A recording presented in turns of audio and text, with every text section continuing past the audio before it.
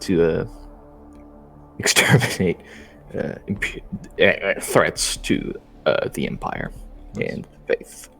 You would also point out he's a psyker, by the way. He does have those capabilities, mostly telepathic and telekinetic. Could you do a thing for me? Could you go into your settings and change your name to the way everyone else has it, where it's like character name and then parentheses Discord name? Because I can easily look it up. Thanks. Seraph. Is that your name? Yep, Seraph Tavril. Okay, Seraph. So you and Jericho would probably be buddy because he's an ex-Navy. So Cool. You would get along. Sitting in his hub, you would probably have some drinks. By the time the party comes, you're sitting there with some amsec. The group gets some basic intel, check on Jericho, and decide to leave for Weber's place. Mac, could you describe what the vehicle you're in right now looks like and what it's like? Is it the vehicle that we usually had, or is the like I had to leave early last session? For sure. Right. So if I remember correctly, it is the Firebrand truck that we're still driving around with a fucking autocannon in the. A concealed autocannon. Oh Big yeah. I'm caliber sorry. friend, please. Big caliber friend. Yes. The big caliber friend that somehow bullshittedly got into our van. Nonetheless, I digress. It is a blackish tinted van with no markings on. It has a legit license plate, and it doesn't really look that fancy and all that much. Hell, it just looks like a regular worker's vehicle. And from the outside, it's just some grumpy middle-aged man sitting there, connected with a what it seems to be an MIU unit to the vehicle.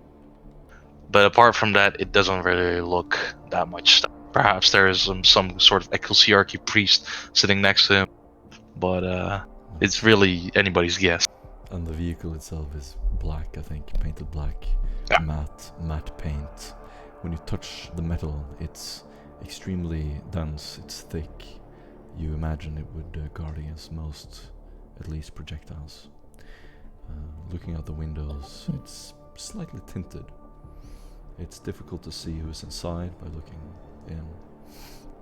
And there's a rather large, what should I say, well, you could basically open a hatch in the top, and you can stand up and look out. The back of it is like a van with seats on the side and a huge autocannon attached to a railing that you can kind of pull it out. And this is something Victor has made and is sort of constantly walking in the back and tweaking it and tinkering with it. The rail is incredibly smooth and oiled, and as you pull it out, you can sort of slide it out to the middle of the van and point it out the back. You make sure not to open the door, because if anyone wants to see this, it's definitely not sanctioned, definitely illegal, and you probably have more firepower than even the yeoman guards walking around in the city.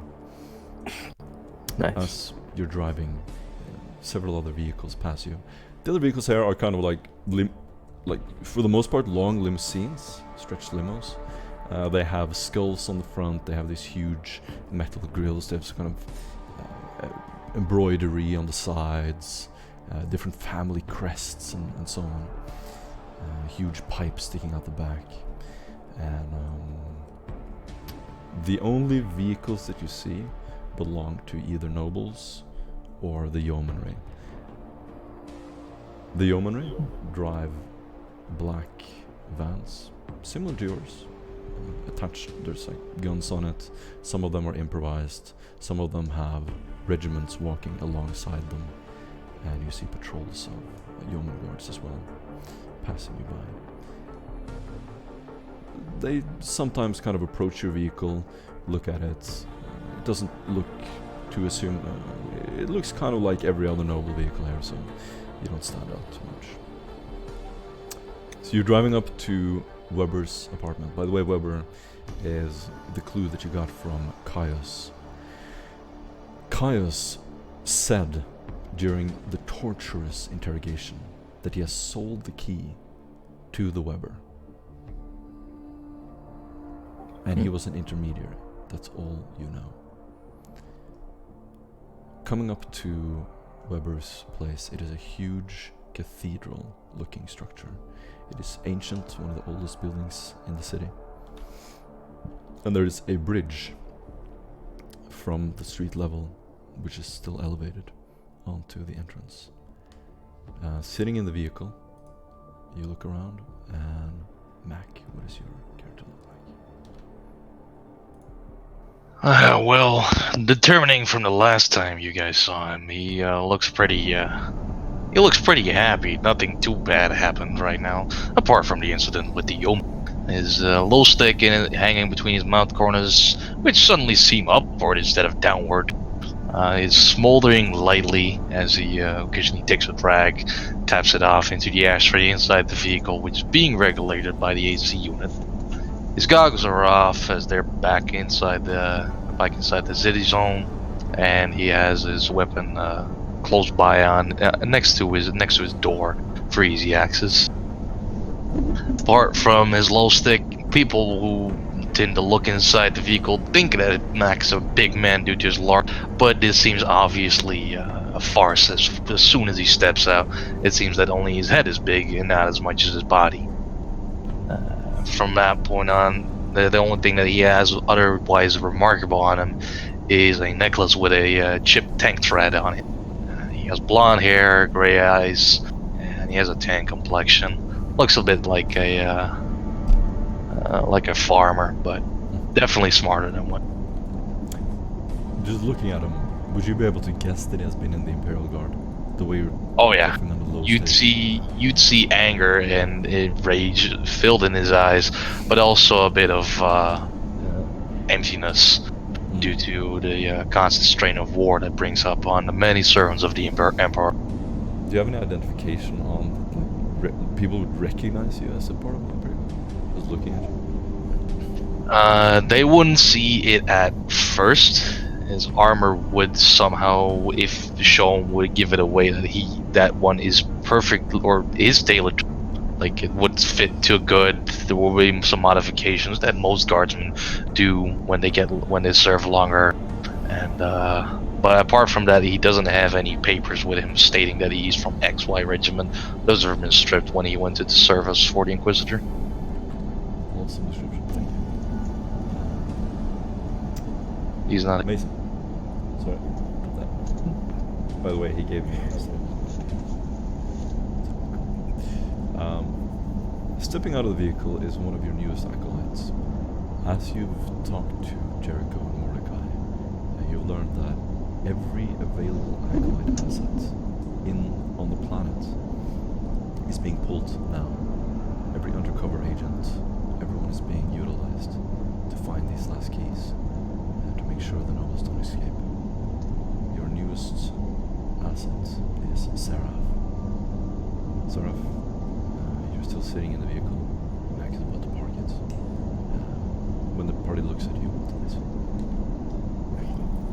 They see a relatively young man. For the most part, he actually looks normal. He does have a sanctioning.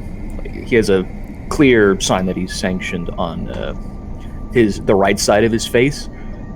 It's basically, how do I describe it? It's a symbol. It's like a brand almost.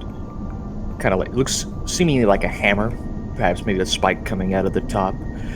Otherwise, he actually wears full Imperial Guard armor. He has the beard he has in his photo is a little bit more trimmed down than that. He's not too tall, maybe about 5'6" on the shorter side. His eyes are very bright green, actually almost like emeralds if you look at him. His skin kind of makes it look weird though, because he's incredibly pale.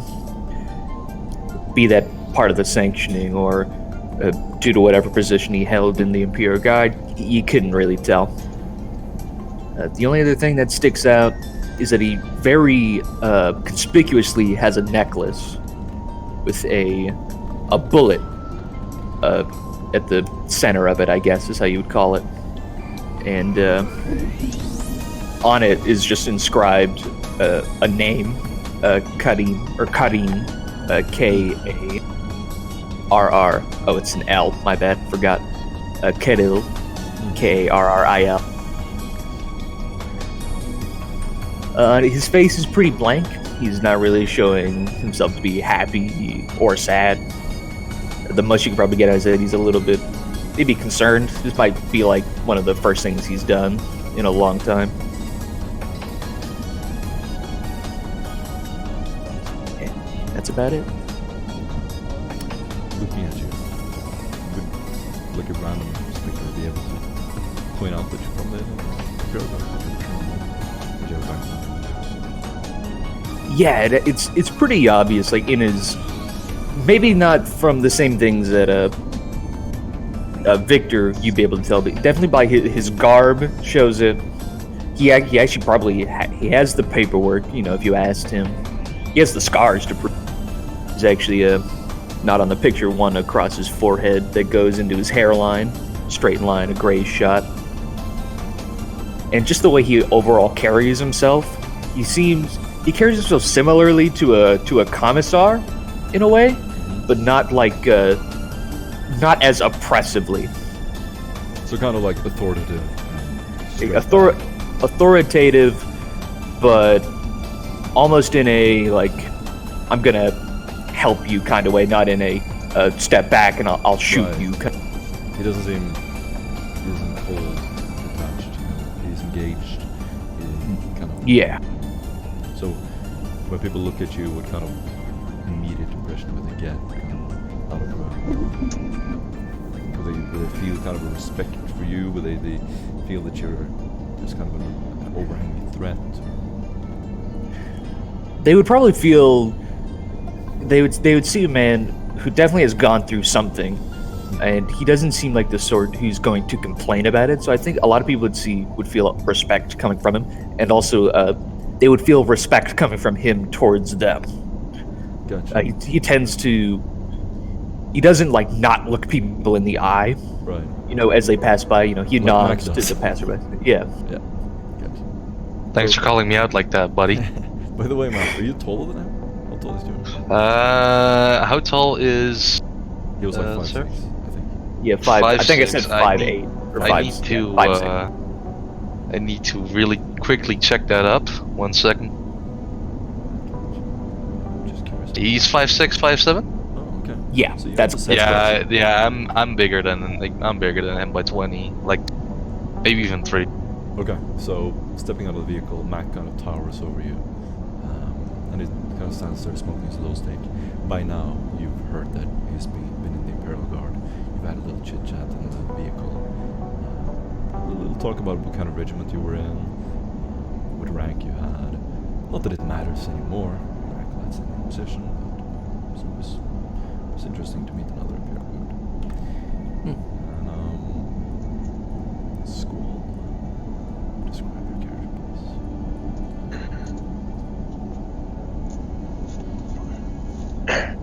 please. Squall will have, when you look at him, you'll notice he always carries a respirator around his neck, and when not around, for lack of better terms, light company, he'll be wearing it. Wearing a leathered cloak, very nondescript clothing. He gives you the sense that he's trying to blend in. And his build itself, he's 5'10", and about 185. More on the not heavy set but muscular build, which actually disguises and alludes how agile he is.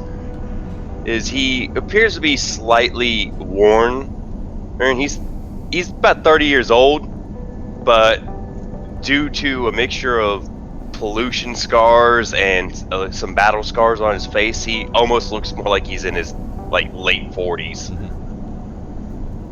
He's this dead gray eyes. He's just exudes this sense of detachment, as more so of basically like he tries to detach and then disappear. Here, who notice possibly is like his vestments he wears are actually it's guard flak armor that he's slightly customized over the course of his adventures, for lack of a better term, to suit its purposes. Yeah, he carries a big ass concealed case on his lower back for his oversized pistol. Nice. And he, Sorry. You were saying?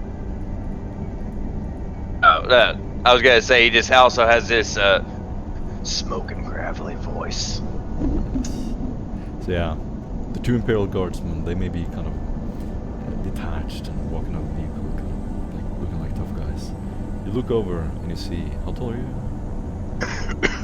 Squall. How tall is Squall? Me? I'm 5'10". So you see this guy, he doesn't look too imposing at first. Then he kind of turns around and you look at his eyes. First off, his face looks totally wrinkled. There's a cold detachment in his eyes that you've never seen even in the Imperial Guard.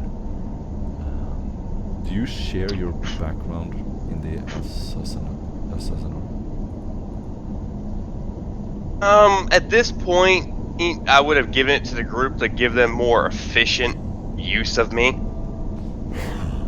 Squall himself is not used to working with units, so yeah, he would give out, just for sheer fact of to make it more smoothly, he would go ahead and let it be known that his background as assassin.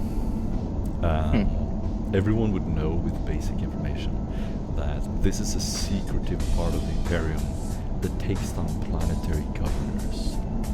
These are absolutely stone-cold killers. In addition, Squall was raised on a death world, where you can see scratch marks from demons and a daily occurrence. So he's more or less not recognizable as a human at this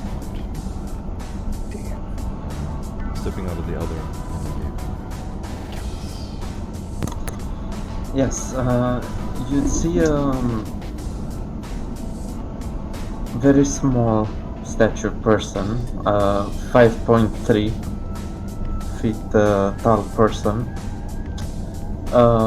decked out in heavy armor and under it priestly clothes, with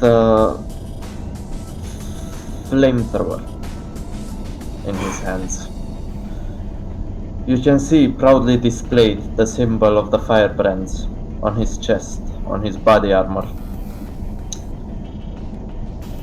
As you see his hands around his weapon, you can see that his fingers are too long for a normal person of his size. Not disturbingly long, but noticeably. As he raises his visor on his helmet, you can see that his skin is fairly pale, fairly well maintained. Clearly not a sign of a person that has seen much combat, well, compared to these days. And do you carry any weapons? Do you carry any books? Yes, he would carry his wait, let me check. Oh, okay. His hand flamer on his hip, his flamer on his back, or in his hand, So two rested. flames. Yes, you can never be wrong with flamers. And all the necessities, pit recorders, the two servo skulls that happily roll around him. So two servo skulls. So a servo skull is kind of like a human skull. It's just a picture of a human skull with mechanical parts around it, like a tail of wires. It's hovering in the air. And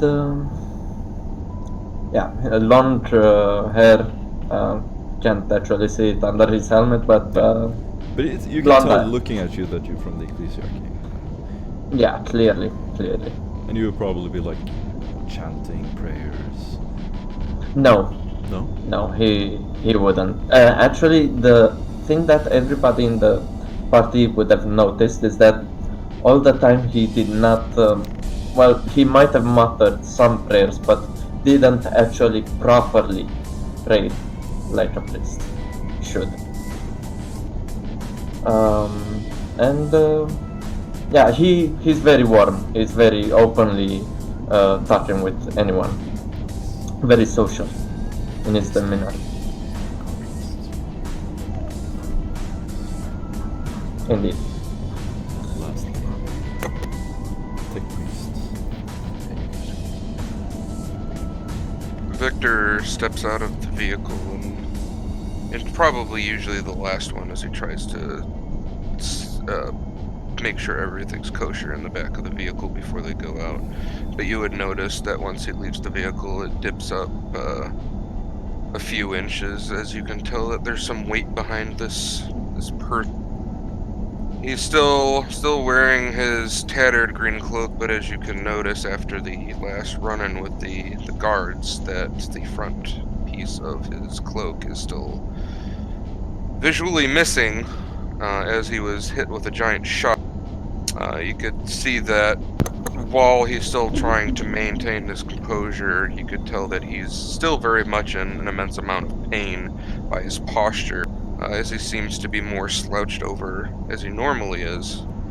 And you can also see that the mechadendrite is trying to tend to falling pieces and tears in his body that he incurred during the encounter. So your medical mechanic is kind of sewing up wounds. So, do you have any other mechanic? Not that are visible because they're being covered. Your legs. How do they make you look when you walk? Any difference? Just what is your gait? You could tell that because of the fact that the front part of the cloak is missing, that you can see some of the augmentations that have been done to Victor's body. One of the main things are the fact that he no longer has fleshy legs. You can see very clearly that both of his legs were replaced with a very well-crafted piece of leg armaments that, from what you've seen, might not be the fastest person, but for somebody that you would think weighs as heavy as him, is still pretty spry on his feet. It's almost like he's walking on springs. These easy steps. When Victor walks, he almost looks weightless. He can turn around with an ease that a normal human wouldn't be able to do. He seems very quick, though he doesn't move quickly. Whenever he moves out of the vehicle, it's almost like a smooth motion, like he's slithering out. And you are now looking up at a huge building. Must be maybe 100 floors. You don't know. Goes up to the skies. The weather today, there's kind of like this orange glow hanging in the air, and it's reflecting off of the tiles of the plasticrete building. You're parked next to the building on the streets. A couple of cars pass you, and they kind of have to make a little turn.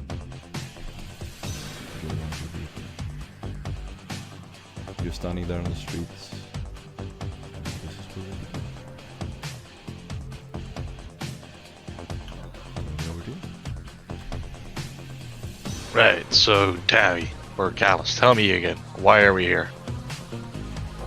Of course, yes. Aren't we here to search for the key?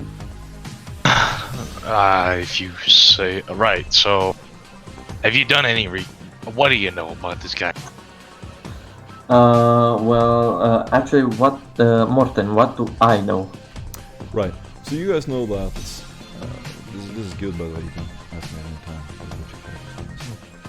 So you know that Adurna, so Perrin, had in Caius' mansion. Caius was the first man you were tasked with investigating. In his mansion, you found an old scepter. It had a strong war presence. Perrin, your psyker, took it. He eliminated the war presence, and Jericho crushed it. Inside was proof, with the proof that you eventually found when you interrogated Caius, that Caius had the key at one point. Caius is now dead because you lobotomized and killed him, but the key... His sister did that. He's thoroughly dead. But you know that the key at some point was sold on to this Weber character. By going to a Rejuvenate clinic, you found Weber's address in the guest list by hacking the Cogitator. You now know that Weber lives in a private hab, not listed anywhere. It was only listed in this Rejuvenate clinic because they did a checkup on all of their guests, basically snooping into their private business. You're outside of Weber's, the listed address that Weber had in the Rejuvenate clinic. And you know that he at one point had the key. The key is what you're here to retrieve.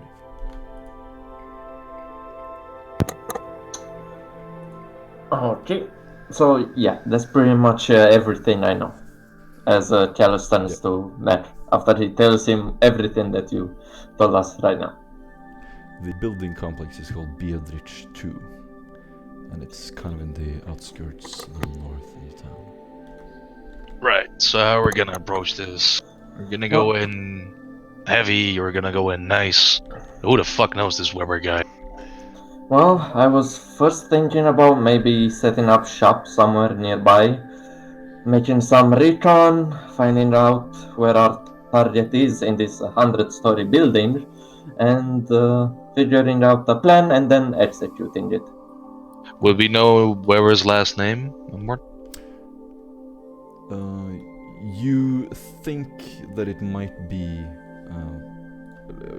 it seems kind of strange, but it coincides with the name of Moan, Weber Moan, the brother of Mathilda Moan, the Inquisitor informant who was killed.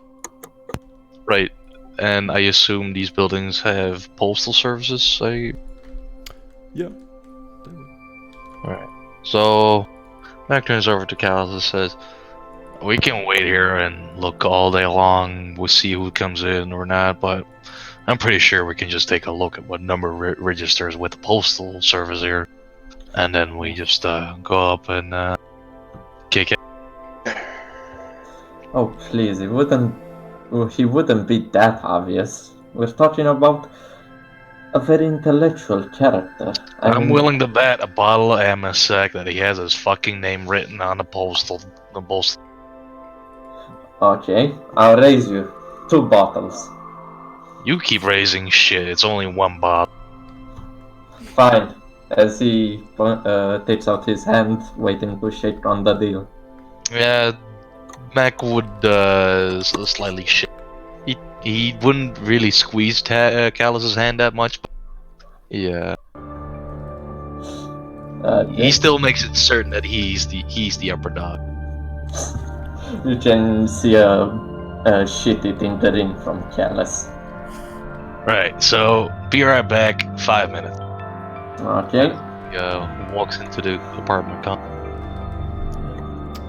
While he's doing that, Squall's gonna want to, I was gonna say, he just up building to look for all entrances and stuff like that, and like maybe visible security.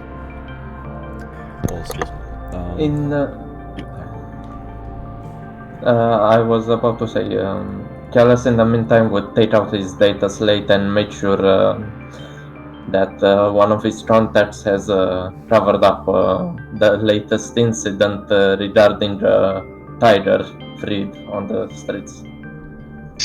That's basically me rolling a deceive check to increase our subtlety. Fair. Alright. Just a Go ahead and do it with. just a quick note, y'all. Yeah. Minus I'm what? actually You what? Just a quick one. yeah, I was just gonna. I am. I will have to leave on the hour. Just I just got an email. Got some stuff coming up that I need to run over to my campus for, but I still got a little bit of Cool. to go. Cool. Mhm. Sorry about that.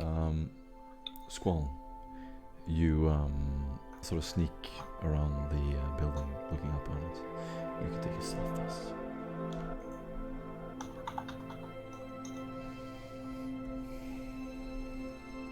Yes, I was gonna say, you need me to roll anything for you? Stealth. Is there any chance I can get one of y'all to hang back while Seraph asks you a question? One second. I kind of wanted to ask Callus a question, but it seems is Callus in the who's left the car? Mac I'm a did. little. Mac left. Callas would still be in the car. Okay. So I mean, Squall left. okay, so it's just Callus and And probably Then Victor. Victor. okay, yeah. By the way, I had 4 degrees of success on the deceive check. Nice. I'll take that into consideration. So Seraph will pipe up towards you, Callus, and he'll just ask, "Do you have a description of this web? You know what it looks like?" Do I know how he looks like, Morton? So Victor only knows. So the closest clue that you have is from the investigation you did at Matilda Mons' hab when she was murdered. You saw the pic recorder. Basically, it was a balding guy, hair on the sides, looked rather old, droopy eyes. So no new evidence other than that regarding his looks. All right. So Callus would turn around and say, "Yeah, he's a very sketchy individual. Apparently, he looks very old. Bald, droopy nose, long ears. However, what concerns me is that I heard from our residential sighter, a very nice fellow. You should totally meet him. Kroll Perrin. He might have the ability to change the shape of his face." I see. Well, if he does do anything like that, I should be able to at least make an attempt to sense that he'd. I think it'd be very pertinent just for me to be able to see him. If I can do that, I can. Of course, I've heard you sighters have the ability to see the world differently from us. I will most certainly appreciate the fact that you would keep an open eye for any activities of those kind of nature. Of course.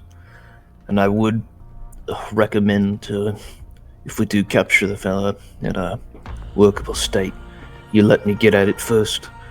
I'm quite adept at working the words out of people, and barring that, I can go in and take what they won't say. Nice. Oh, Awesome character, awesome roleplay. You get an inspiration point, Seraph. You can use it to thank you. anything that doesn't like. Do I get one too? Yep. Everyone Does gets Matt get one too? it. Everyone gets And you it. can't reroll requisition. That's good, yeah, thanks for saying that. You can't reroll sacred abilities or requisite. Okay, cool. Alright. Before Mac enters the building, do you want to do anything drastic? Just like your promise. Me? Mhm. Anyway, Psi Essence, I believe is called. Yeah, I can do that. Cool. I'll roll So you wanna, so the way to do that is not to say I'm gonna roll suggestions. It's to say you see. I'm just making an example. You see Seraph walk on the street. He touches his forehead and he looks up on a building. And I want to sense any kind of psychic warp presence. I would say he actually wouldn't even exit the car for this. Cool. He'll just look in the general direction. This isn't his forte, actually looking for it, but he is certainly capable. And yeah, so Huey. And Mac, was I right about you entering the building? Or? yes. Oh shit. Ooh, nice. Wow, nice. Good roll, good roll. Seraph, Very nice. you feel a warp presence quite close to you. You can't pinpoint the location. And you see a warp signature quite far up, and you count the floors. It's like somewhere around the 80th floor. Yeah, his face kind of like hardens, and he gets slightly not confused, but he looks relatively concerned. He says, I feel two presences. One, roughly 80th floor on the building, and then there's one a lot closer to us. I can't tell where, but it's nearby. Can do you say this over the microbeat? Yeah, I would do that. But I also just add a character question. Is there? Can I tell direction, like east, west, north, south, For sure. or is it just two? The one is in the building. The other one, like I said, you cannot tell the direction. It seems just omnipresent. Cool. You seem to be bathing it. Oof, I don't like. Just a friendly reminder, remember Squall is currently without his micro bead. Yes, that's right. Because Remember- you reprogrammed it, yeah. Absolutely. Yeah, so I am currently flying blind when it comes to y'all trying to communicate to me. Yep. So Squall, you just sliver down and slither, and you're kind of sneaking next to one of these metal railings, looking up at the building. You're completely invisible. Like the shadows. This is in a completely obfuscated area. There's no lumen like pointing in your direction, and you're looking up at the building, trying to find different entrances. And you find a flight of stairs going down to a little platform, and then back up to what looks like a maintenance hatch in the back of the building. Alright, Squall will, after noting it, take an observation, kind of sleuth back in and give he'll just look at the others in the van and be like, we got a back door. They can't hear you. We're gonna go quiet. Oh, actually, if Strahl would agree to it, Callus would allow his loudspeaker servo Strahl to accompany him. It's basically works like a radio, only floats around you. Loudspeaker, it enhances your speech. It basically yells the fuck out of everything you're saying. Yeah. So, character, Squall would definitely push that away. Squall, you don't have any way to communicate with the party currently. Could you use? The question would be: would your loudspeaker be able to work for communication for you? Would we be able to? Would you be able to read? Basically, would I be able to? I would be able to talk to you, but you wouldn't be able to talk to me. And it was also Well, again enhanced very loudly whatever you say. I presume I can choose the volume, right? No, a loud hailer is loud. A loud There's hailer also is range loud. on it as well. Does it go to millimeters or only kilometers? think it would go beyond the maximum range if you were to send it after him. Unfortunately. Oh. Yeah, So, yeah. I guess I would, at this point, it'd be more, or Squall, and it'd be something Squall would actually make a conscious decision of, he'd look at Victor, do you think we should still keep this thing as it is, or turn it back to what it was? As he holds out his micro bead. Would be simple enough to buy a new one. Yeah, that'd be a very valid question. Would there be anywhere near to get another one? Yeah, you can get from nothing. Alright, yeah. Yeah, so I will... Squall just be like, I'll be back. Sleuth off, go get one. Are you sure? He sneaks into a store, just comes out with a bunch of microbeads. No. Are you sure you want to sneak up and buy a microbit? No, no, I'm joking about that part. We'll Squall just note down, and if we get the opening in time, and we'll go get a new one. If we don't, then I'll work around it. I'm used to working solo. Just be detailed with what you want me to do. Well, it makes no sense for more people when they stay in one place to have a shit ton of microbeads. So Callus would give his own microbead to you, since I presume both Vetter and Seraph have So their a own. little correction from my part. Instead of describing in third person, so my character would then do this, say, Callus turns around, he picks off his microbead and hands it to your hands. Kind of more in character. I would appreciate it. Thanks. But you don't have to do that, so awesome. So you receive the microbead, sir? Yeah. He also, Callus also gives you 2 thumbs up.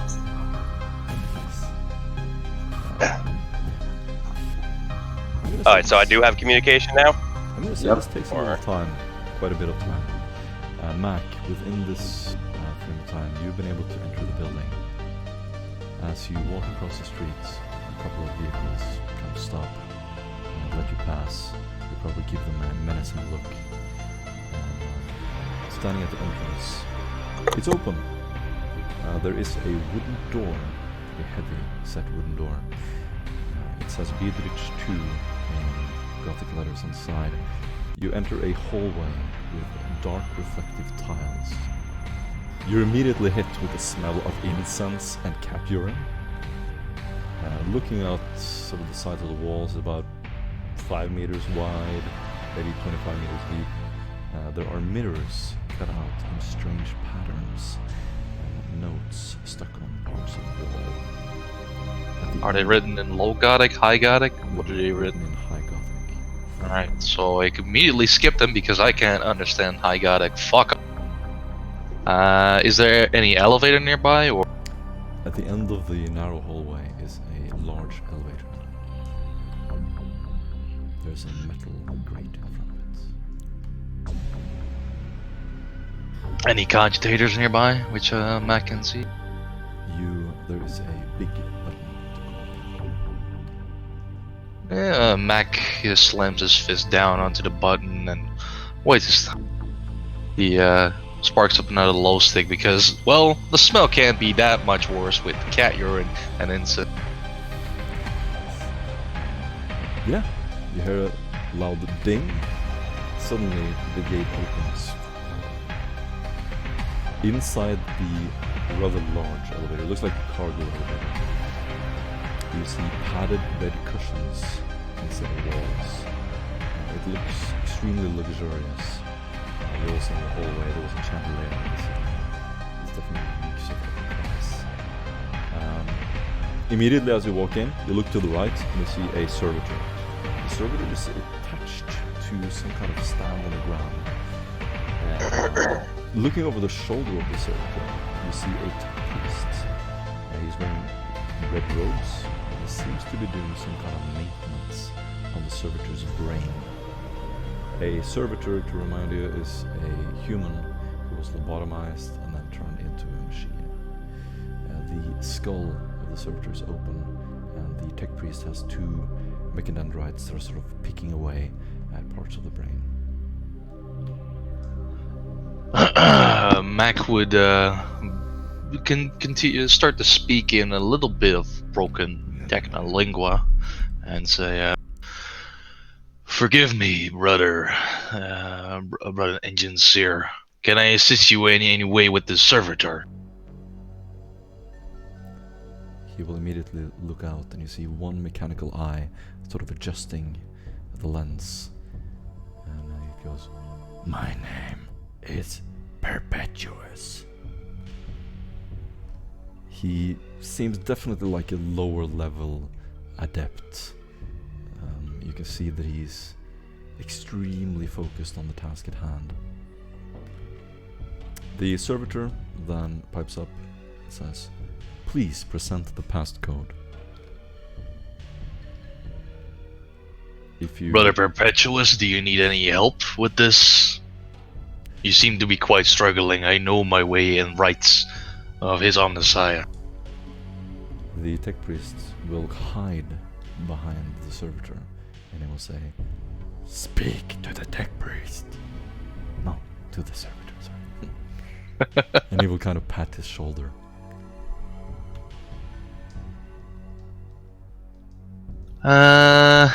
I'm going to ignore the tech priest, and I'm looking over his shoulder into the brain of the servitor to see what he's trying to do.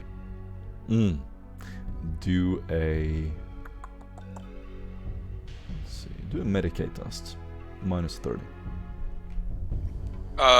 Do I hear the name Perpetuous? Yes. Yes. Can I make a Mechanicus lore check to Do a see common if lore he mechanicus has- test. Absolutely. I'm gonna give you a -40 on that check. By the way, what are you trying to -40. figure out? Sorry. Reputation. Reputation, right? Do His a place -20. among the Mechanicus. Do a -20 on that.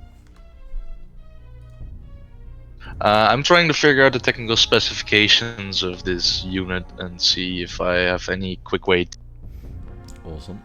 to mess with it, because Medicaid is not really looking for his brain, but Nice. What should you get? 50 out of 50. Okay.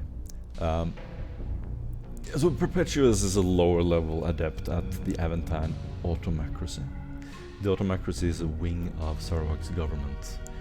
It's kind of an ancient, mistress order of tech priests working for Lord Sarawak. They operate without any interference, kind of on their own, doing most of the repair, maintenance work, that sort of thing. The most ancient of the Magi probably live their entire lives in seclusion, studying, devoted to knowledge, taking up theological quests for knowledge. In disguise, a nobody. Quick question, do Sarawak's people know about us? Sarawak's people? Who? Yeah. that seems like a subtlety check to me. Who do you mean?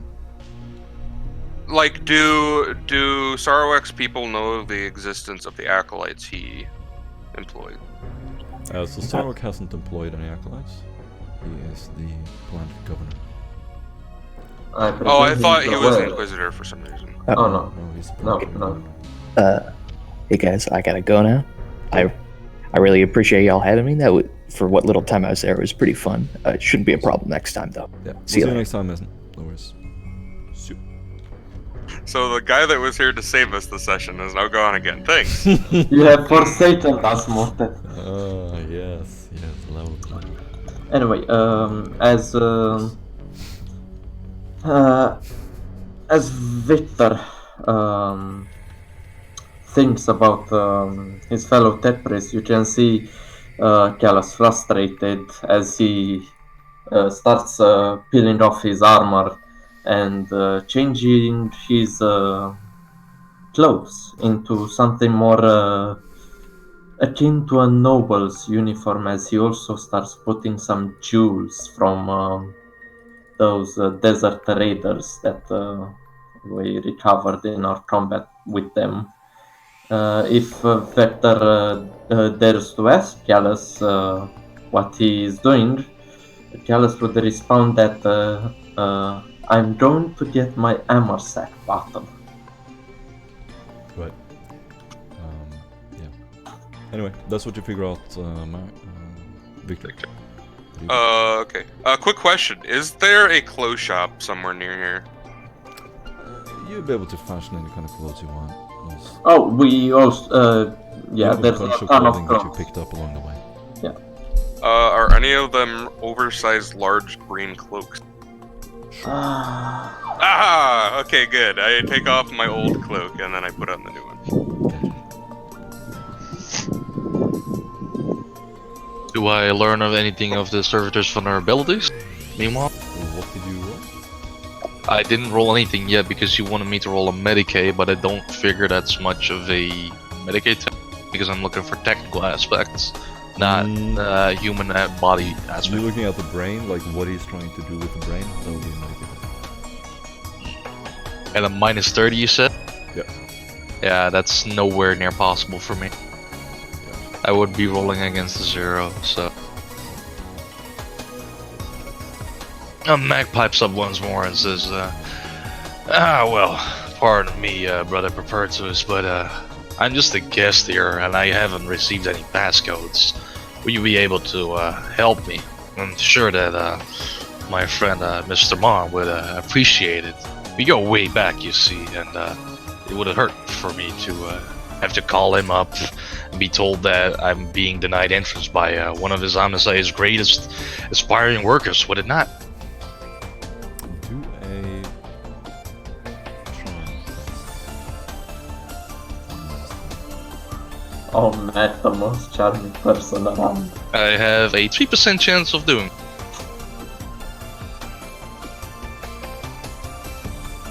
Hmm. He says, "Speak to the servitor."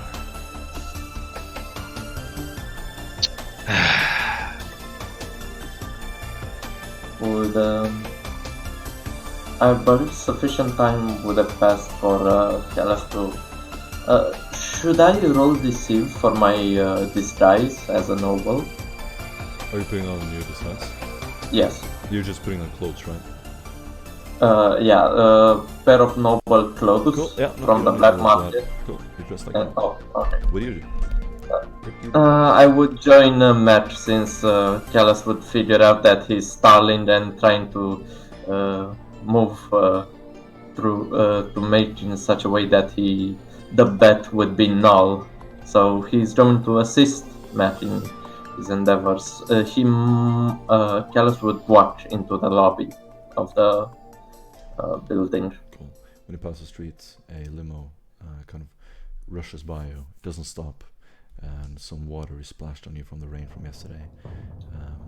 As you look up, you notice the large clock tower next to the building, and you step into this reflective hallway. At the end of it, you see Mac in profile. Do I recognize the? You said there's hydrotic written on the walls, parchments. I recognize it. Any clues, or are just decorative? Scrutiny tests. -10. Oh, boy, scrutiny. -10, you say? I'm blind. Cool. 7 degrees of failure, I think. What do you do? So- Vince? I would move to the tech priest and say, "Oh, noble tech priest, is this a ruffian causing you any troubles?" As you'd see Gallus in wearing an elegant velvet vest and his black pants somewhat stained with rain The from servitor is going to turn to you. Please present the passcode. a defective machine. Clearly, it does not recognize one of the most noblest of patrons of this building. Tech priest, I request you produce my ID immediately. The the tech priest will look over the shoulder. You see his scared little face. Speak to the servitor. You fool, are you deaf or pretending? I said I want access immediately. Do not dare waste my time. Frightened, he's going to scurry behind the servitor and take cover behind it. Upon realizing that this is going nowhere, is there any way that I can connect to the servitor from here and have... Before that, Mac is going to pipe up once more in Technolinga and say, Brother Perpetuous, issue the passcode now, immediately. In the name of the Omnisci, I command you. Do a command test. I'm gonna give you a Would I- +10 on this. Thank you. I'm rerolling that with an inspiration because fuck this. Could I assist him Yep. in any way? You- Yeah, sure. get a plus 10. You're standing there with your noble outfit. Mm. Pretty commanding. There we go. Nice. 19 against a 53. Oh, nice. Perpetuous will kind of scurry away behind the machine and again sort of appear on the side. He's holding his hands by his lap, and his head is slightly tilted to the right as he is a very apologetic parent. I apologize deeply, my lord.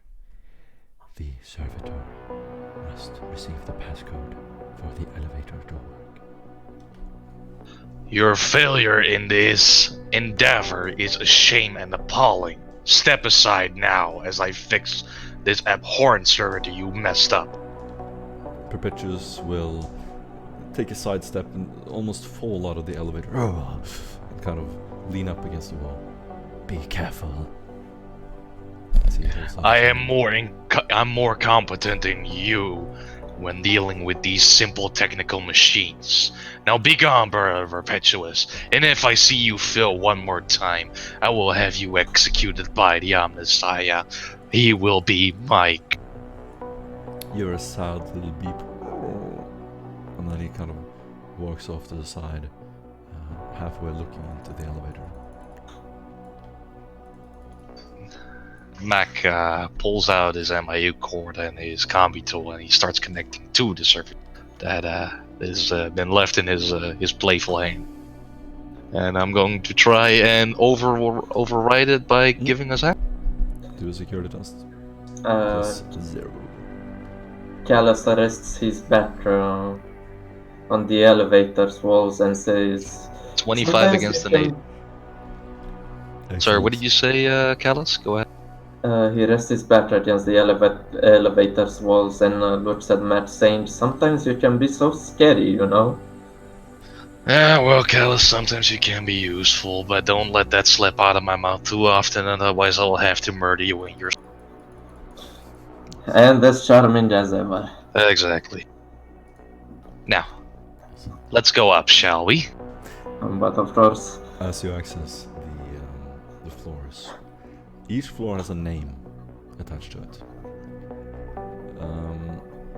You don't know which floor Weber is on, and none of them are named Weber or What are they named?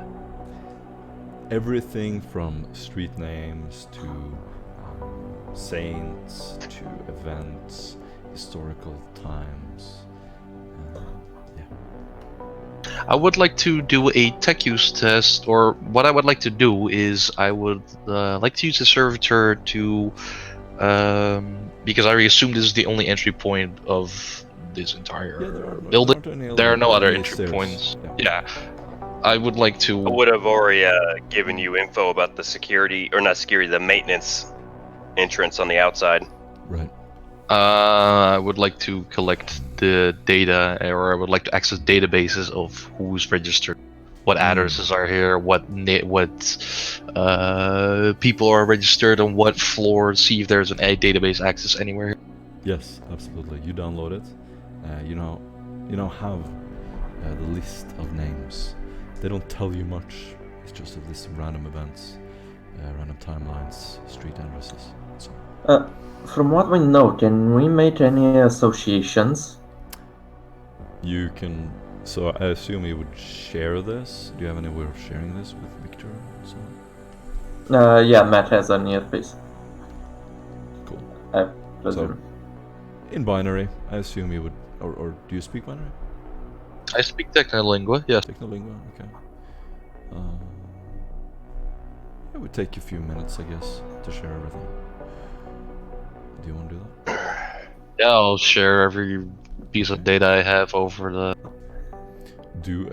So anyone can do a common lore Askellon -30. Common lore? Yes. I will do this. I was built for this. I guess I'll. Oh, oh no, not easy. Not I easy. was built for this. Well, you actually Oh was... yes, I did. Yeah, you did pass, Savvy. What would I roll for a common lore test if I don't have that common lore? There's no point. It's gonna be a -50. Oh, never mind. Never mind. Well, I found it out. I know my Askellon pretty well, my dude. 13 against 30 Excellent. for Callum. So, among the interesting names is Divinark, Biedrich, and Kaiser. The names, you kind of connect them, and you can do a logic test +10. Would you share this with me as well? Of course. Alright. I still want my armor set butter. Why wouldn't I share? Oh, Jesus Christ, I'm spending a fate point for that. That's Your 100 brain against a jumps. 70. Who am I again? There you go, 1 degree of success. Fuck it. Nice. Oh So- yeah. Yeah. Matt figures it out. Gahakel is just, brain jam. Mac, you put the pieces together pretty quickly. Divinark is the only piece in a regicide board. Ah, Divinark is a piece, only piece in the regicide board. Yes. classy. Very classy. On which floor is Divinark? 82. Oh. Mike, I put down my finger onto the combi in my ear and transmit. Squall. Victor. Come join us in the elevator, we're going.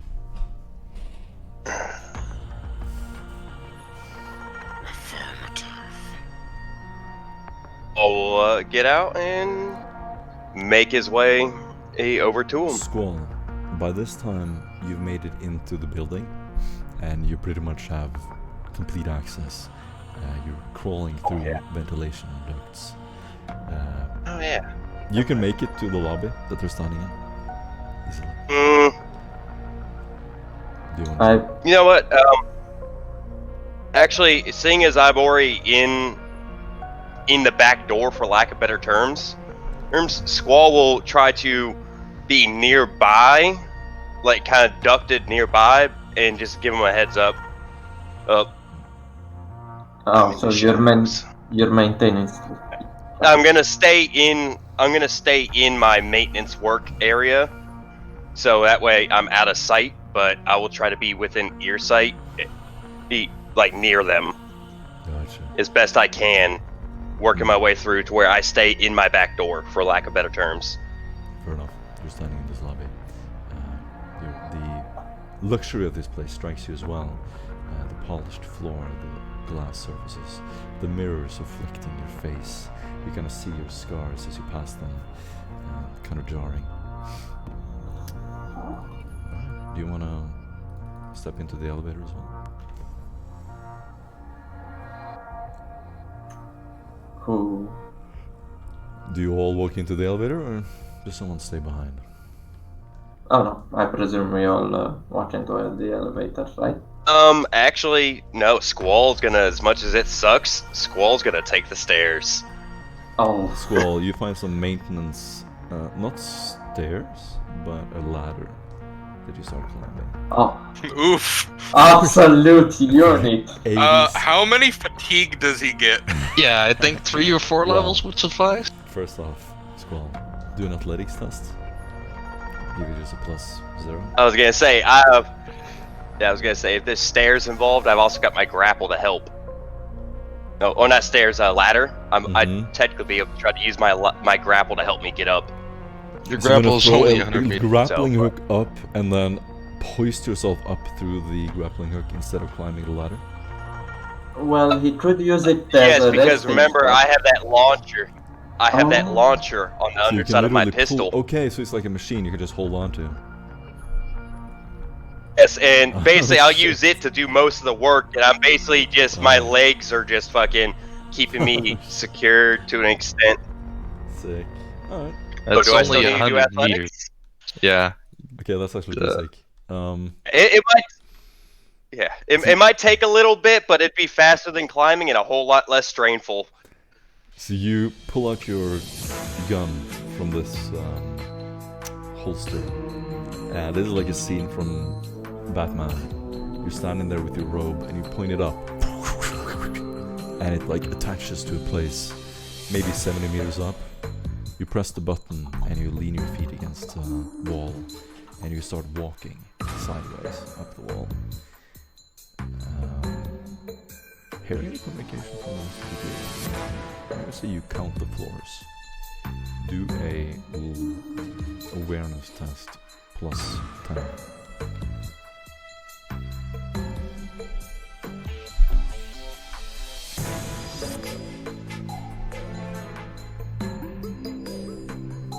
Who's doing the awareness? I'll use inspiration.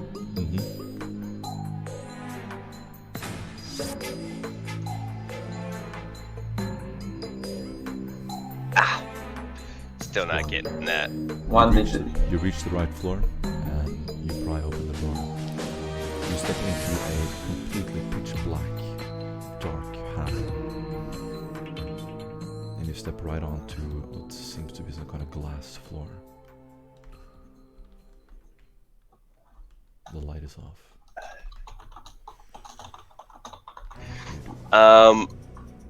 I'm gonna immediately kind of instantly try to evaluate, seeing if I still don't know what they're called, but basically like recording servitors or cameras of sorts. Instantly look for, or as Squall will sit there and do a quick scan of the hallway to try to see if any type of security measures stand out. So you lean down. Mixed.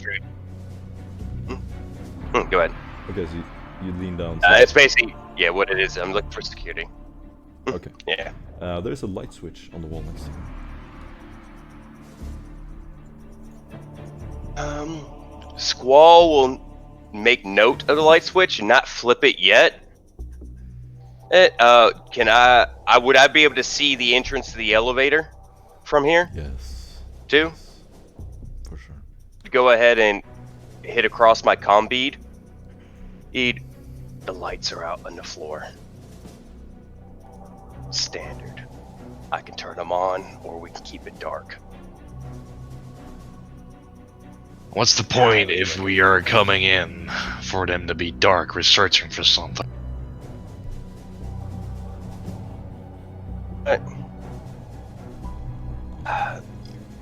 Squall will go ahead and actually no, just because it would be, and it'd make sense for him. He'll just basically state it as a fact, but still ignore the light switch. And he will how many doors does he see currently?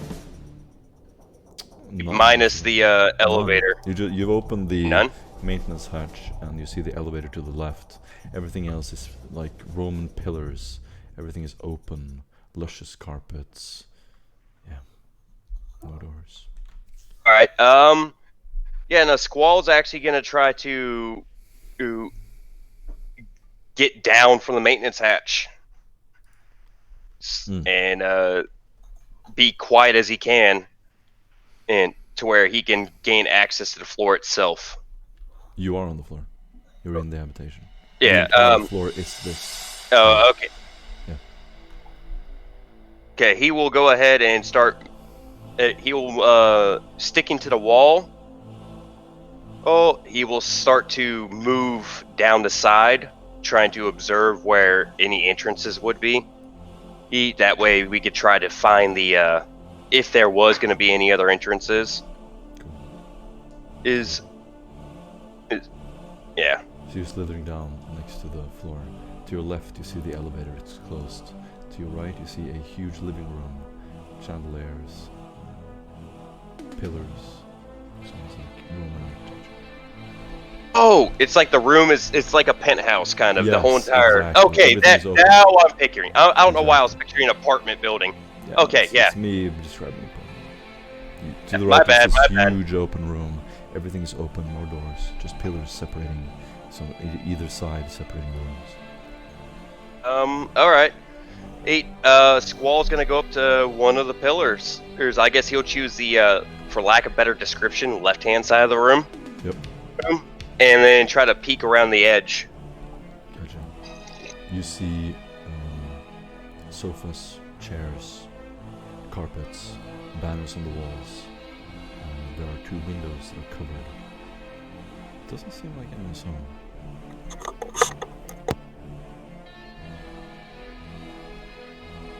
Are we almost there? So the He rest will. of we can do the rest of you Yeah. while this is happening. What do you do? We're going to the 82nd floor as well. Gotcha. You press the button and the elevator starts to shake. Victor, I'm assuming you're joining them there. Stepping onto the elevator as it Does the elevator work with my weight? That's the thing. The elevator kind of slopes to one side and you hear this creaking of the wires of it.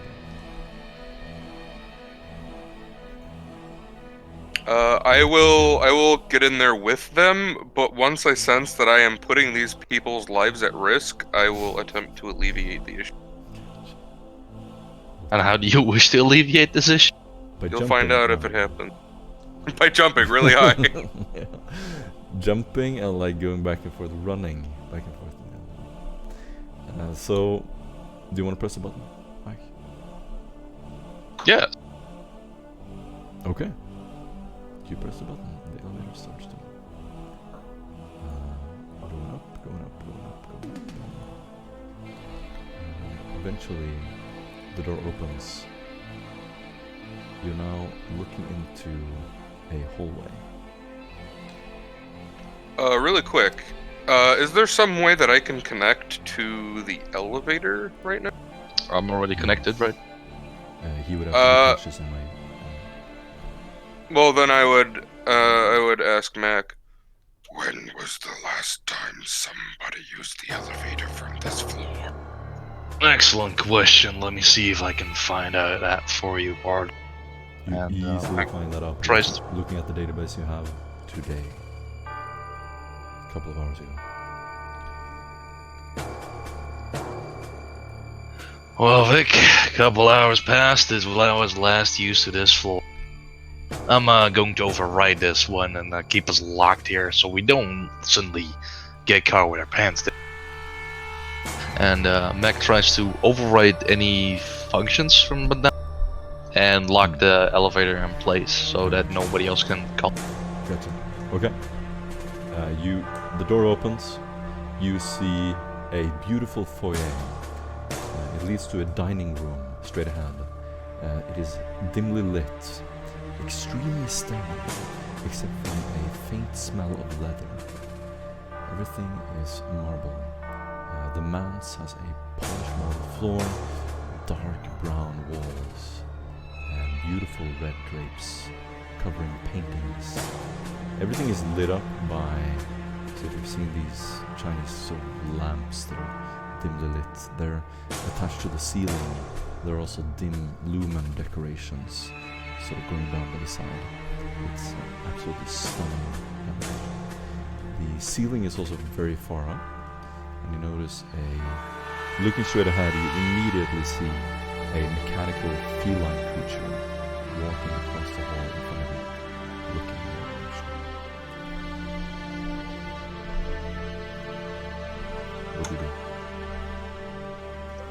I press down on my comm bead and says, "Well, Squall, where are you?" We're right here You by cut the out. inn. Where are you? We're at the elevator. We just got up. I don't see your ass anywhere. Tell him there's a giant mechanical cat in front of us. The good I could question pull would that. be, did the elevator on my floor open? No.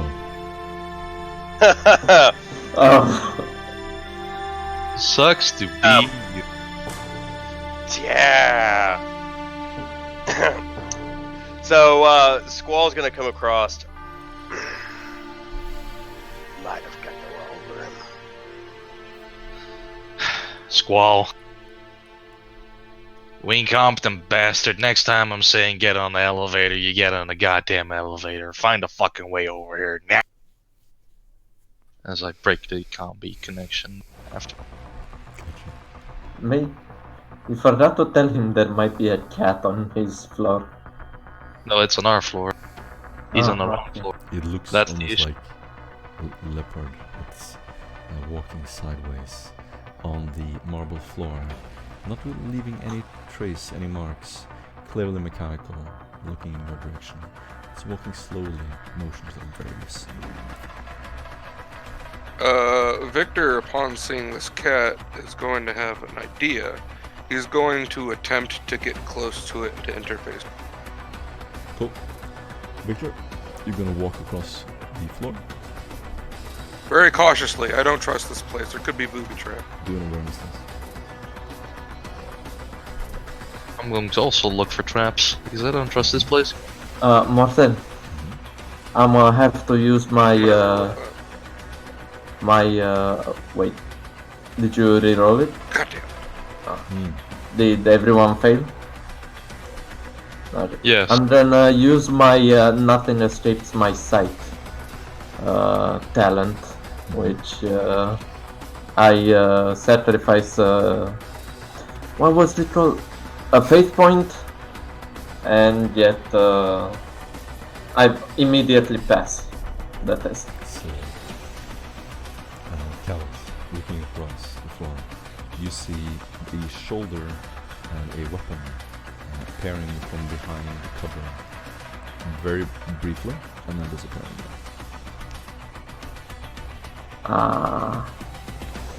Wait, a weapon behind the A shoulder. I immediately stop our tech priest and from approaching and says, "We are not alone in this room, minus the mechanical cat." I immediately pull out my bolt gun. Callus, Pull out my optical mechanism. With your optical mechanism right, the feline creature comes actually running around the corner, stopping right up in front of you, Victor, and it kneels. Sitting down, the head tilts slightly to the side, and it's looking up at you. did you just make the equivalent of a piece sound with your metadendrite? I am very cautious about this because this cat itself could be a booby trap. What do you do? Callus, where did you see this guy? Point me in the direction. And there, as I point in to the direction. Front left. About Victor, do a will. A wheel power. Wheel. wheel. We must secure the future Wheel of our power. wheel power. 3 degrees failure? 4 degrees. You hear a voice that says, "Don't believe a word he says." It's in your head. Victor is confused because that sentence made no sense. Indeed. He's going to go on thinking that the voice is telling him to not trust the voice. Nice. Because that would make the most sense. For sure, yeah. Mac Callus, is Callus would raise his cane, which of course he has a cane, he's dressed as a noble, and says, streams into the room, is this your way of greeting guests. greeting guests? You're gonna scream into the room? Yes. Okay. Everyone roll initiative. Oh my! I may or may not have fucked us. Wait, we might have to wait until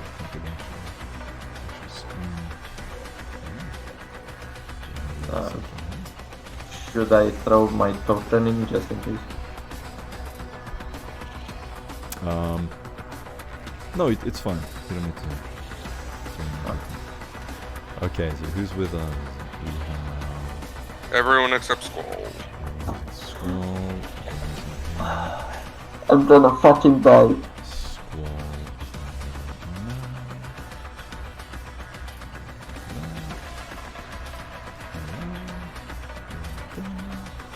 The feeling creature turns around and starts running. Do I get style armor? Like, it's not armor, but from style. My style is protecting me from physical You get damage. stupid arm. You get a -2. For shouting inside the We're fucking inside the den of our enemy. Let's yell. Oh, Callus, you gain -1 inspiration point. Permanently. Permanently. You're now at 0 permanently. So. You You can't can be no longer inspired anymore. inspire any of us No. by your axe. Okay, guys. right. Look down and to the right. Yes,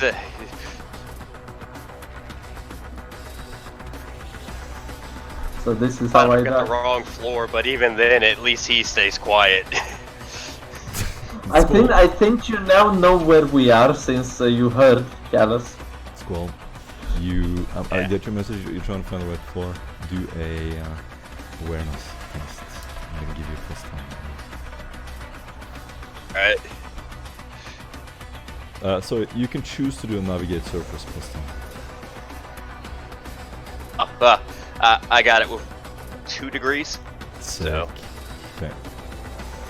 You're gonna be there in 1 turn.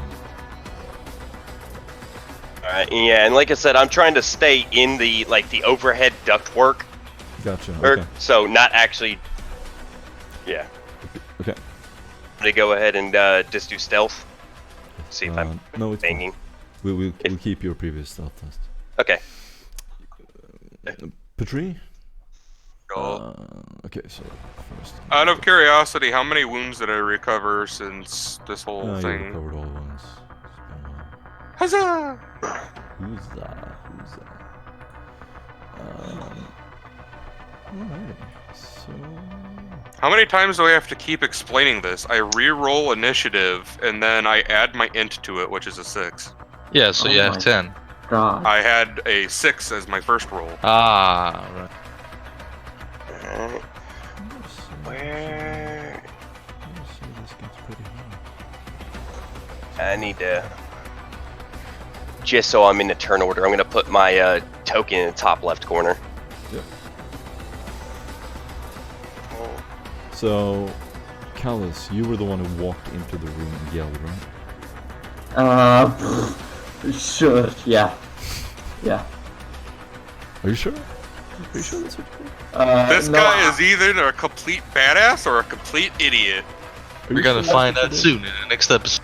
I'm sure I was Okay, so I'm behind. gonna ask you guys a question that you may not want to answer. Who walked further into the room? Callus or Victor? The one I mean, with- where was the cat? He Because was in the that's middle where I of the was. room. Then Approximately. I would have been where the. You would have been there. Yeah, and I wouldn't put myself in danger.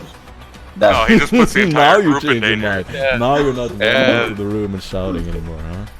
You're full of shit, goddammit. I thought they were okay, man. You're full of shit. That's what you are. Well. Mhm. Let's roll for season rules.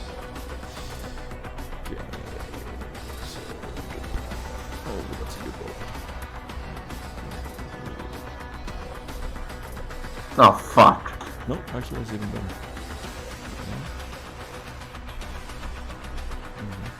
Can I play Linkin Park? Or how could this happen? I cried so hard, I got so far, but this doesn't even matter. I'm gonna laugh if the guy who's not even technically there has the best initiative. Yeah, you probably do. Oh, just one less turn, I guess. Squall, you have the first turn. You get So, one turn closer.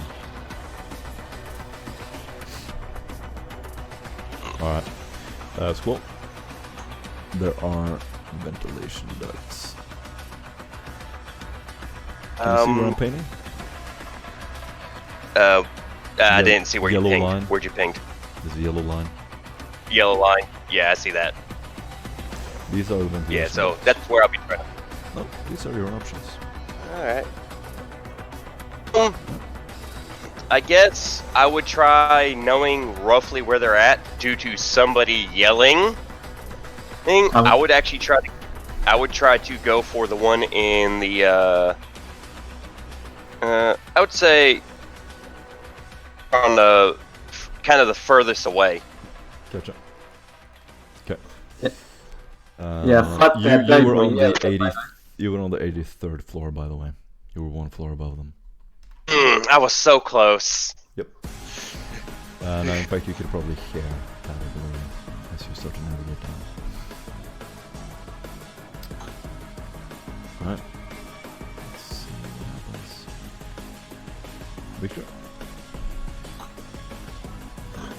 Victor, upon No, it's not, reacting. It's not your turn, sorry. How dare you?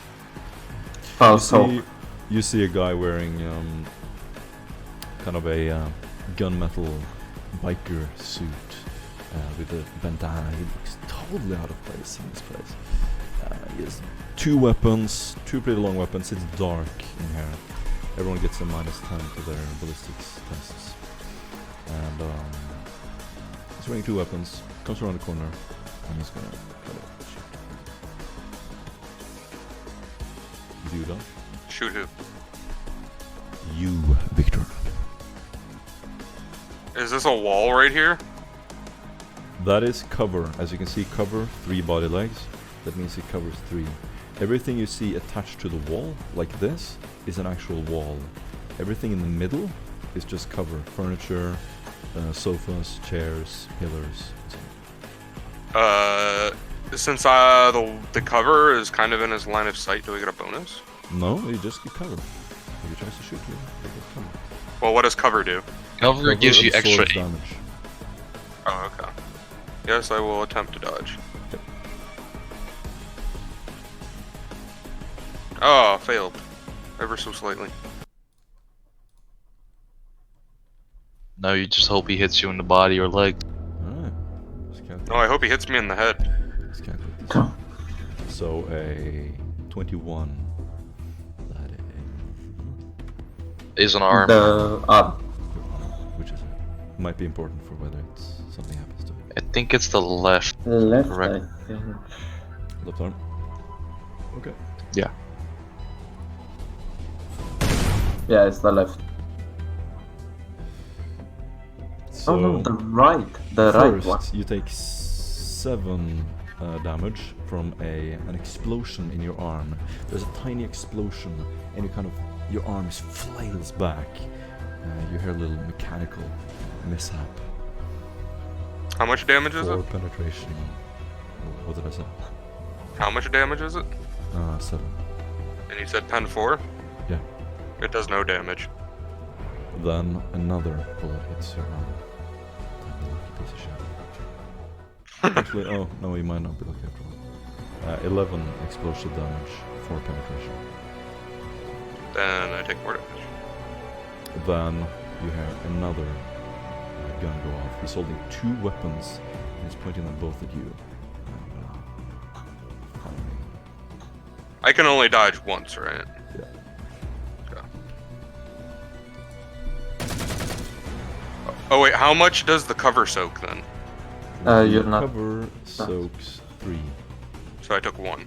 No, you hit it. It hit your arm. It doesn't soak anything. You don't Okay. benefit from cover when Yeah, it body only legs. covers your Sorry. body. The body So- legs are covered, not the arms. Okay.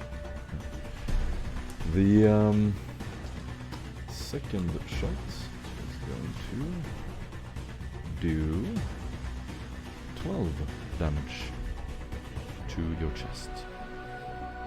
That does get AP cover. Yes. So that's 0. do you remind my That'd be and one. then another 0. So everything, all you guys see is Victor step into the room, and then you hear like ricocheting bullets just like bouncing off his metal.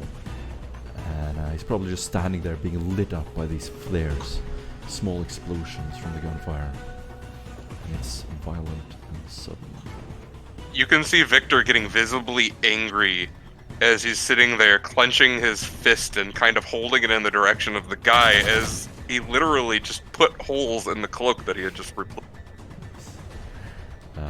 Callus, some gunfire just flies through the room. The room is lit up. It's like And I dodged it's like New gracefully. Year's Eve. Just fucking explosions God. everywhere. Yellow lights, blinding lights. You can attempt to dodge. Do I get any benefit from not wearing any armor? I'll let you know. Nice. I'm gonna inspiration that. If you don't mind, can I? Can I? Yeah, I. Inspiration dodge. Oh my god, it's getting worse. So it's I another. failed. I failed. Yeah. Cool. The weapon misses. Oh. Bullets fly across. You've seen the Matrix, right? This is like the Yeah. scene with the Matrix and the pillars. The pillar just explodes, fragments flying in your face. And then he pulls out his other gun, which is considerably larger. Oh no. And you're lucky. He's gonna shoot. Doesn't sound very lucky, if you ask me. Explosions go off in the background. And then he's gonna shoot him 3 dice. Yep. And that's gonna hit you in your arm, your right arm, Okay. for 5 damage, impact damage. Okay, that's. Oof. And then Oof. another 4 impact damage in your arm. So these are probably just flying off your armor as you're flailing back, sort of pulling to one side, pulling to the other. By the way, feel free to make these descriptors in the future, guys.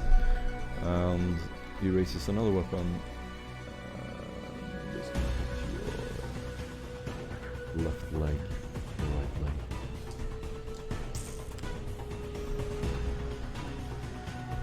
Push.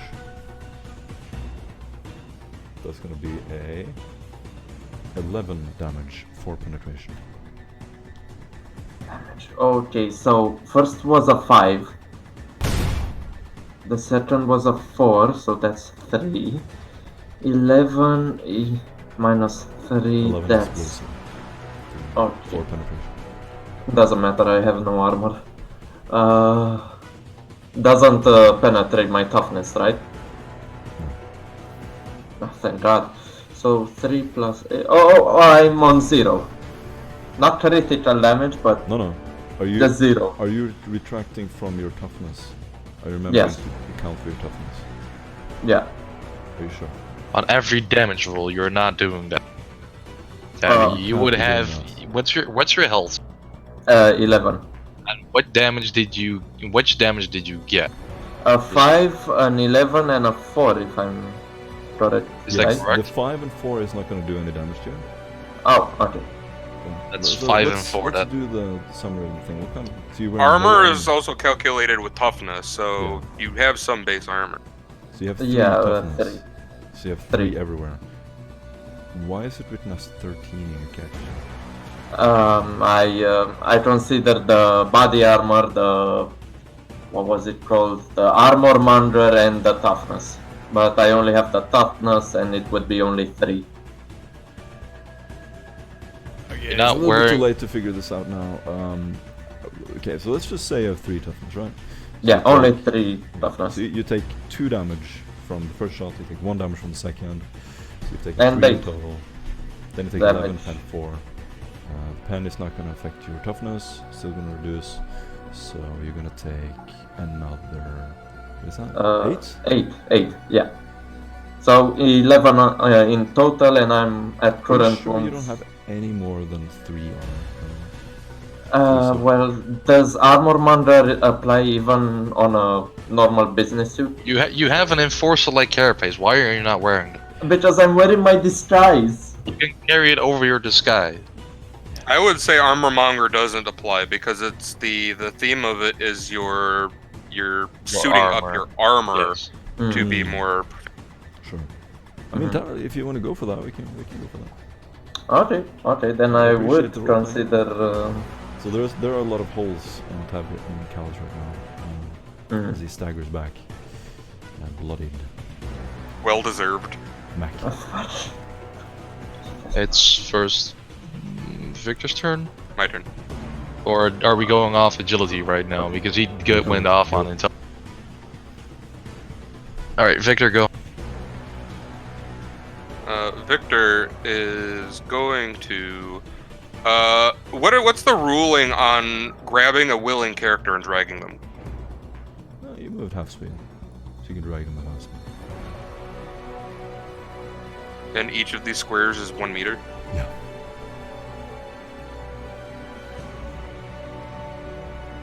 So I guess. Do you have your auto gun out, Victor? You know my autogun isn't gonna do shit. Do you? Very important question to me, right? Do you have Yes. your auto gun out? It's not out. Okay, well, fuck this shit. Never mind So then.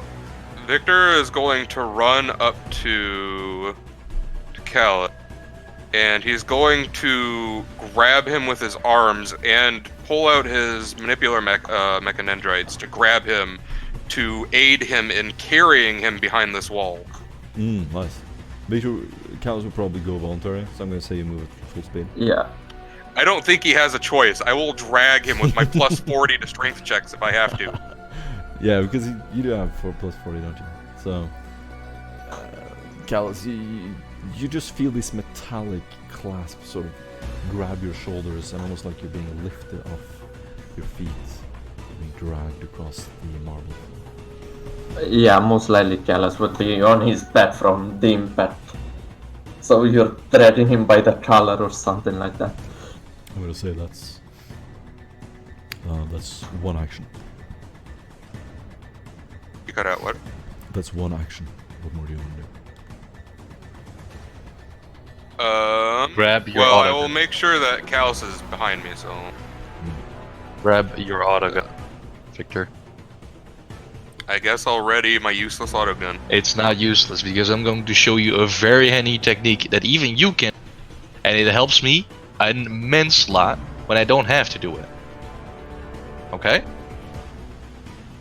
So Not in I'm gonna say character that's for him to I'm use gonna his say gun. that's a free action. for him to grab his No, for him to you grab his say autogun? what you just said. right. Yep. Mac, your turn. Victor, when I'm done, you take over and I take these guys out precisely. And Mac peeks around the corner and he blind fires and lays down a suppressive fire on the individuals. These Always say what kind of gun you're using. and my bolt gun. The men immediately take cover. We're getting a minus 10 to ballistic skills, right? Yeah, Doesn't matter what the suppressive. doesn't matter with suppressive fire. They're just misses. And they now need to make their tests. No, they all failed. They're all suppressed. They're all pinned. Yep. Very fucking.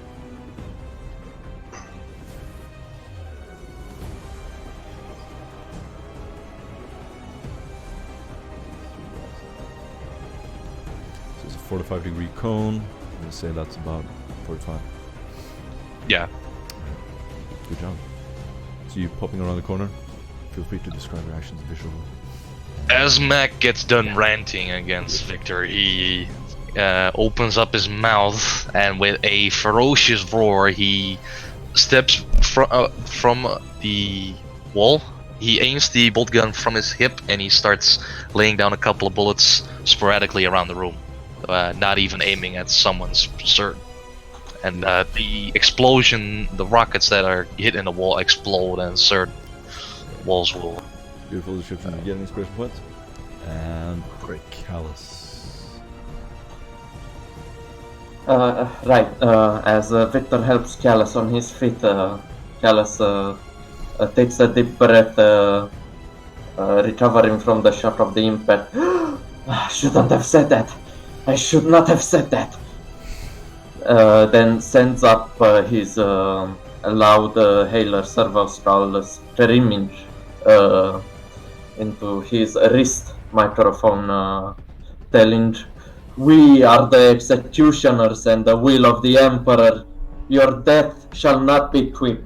As I try to roll command fear. Sick. So basically, to the rest of you, this looks like this happened within a second. So Callus has run into the room, yelled something.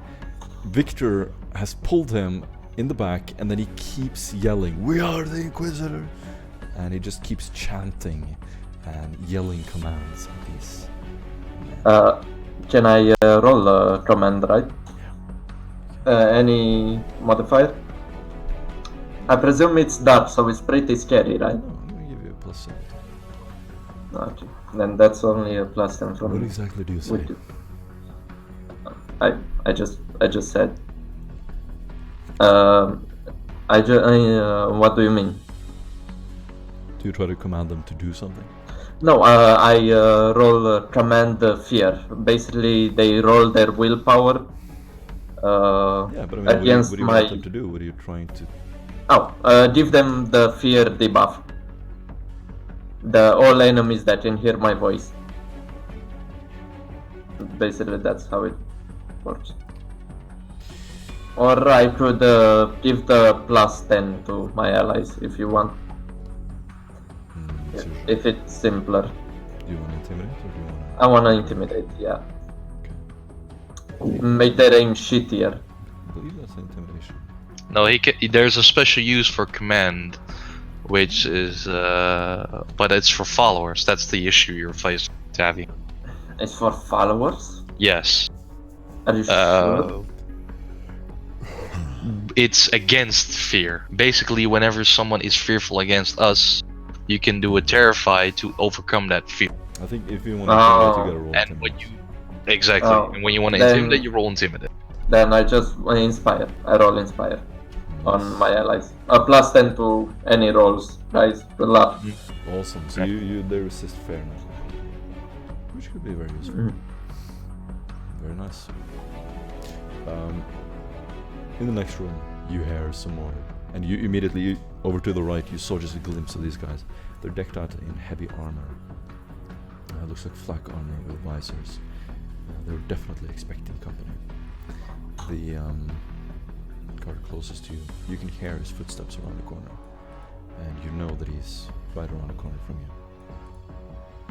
Squall, you crawl out of the ventilation duct. It's your turn. Alright. So, real fast, special weapons training, ballistics. Does that affect this situation with my -10 ballistic hit? Say again what it does. Special training ballistic. I'm having an issue finding the actual skill, but I got weapons training in solid projectile. I don't know if that's going to affect. No. That's Okay. I couldn't remember what it did, to be honest, and I was trying to find it.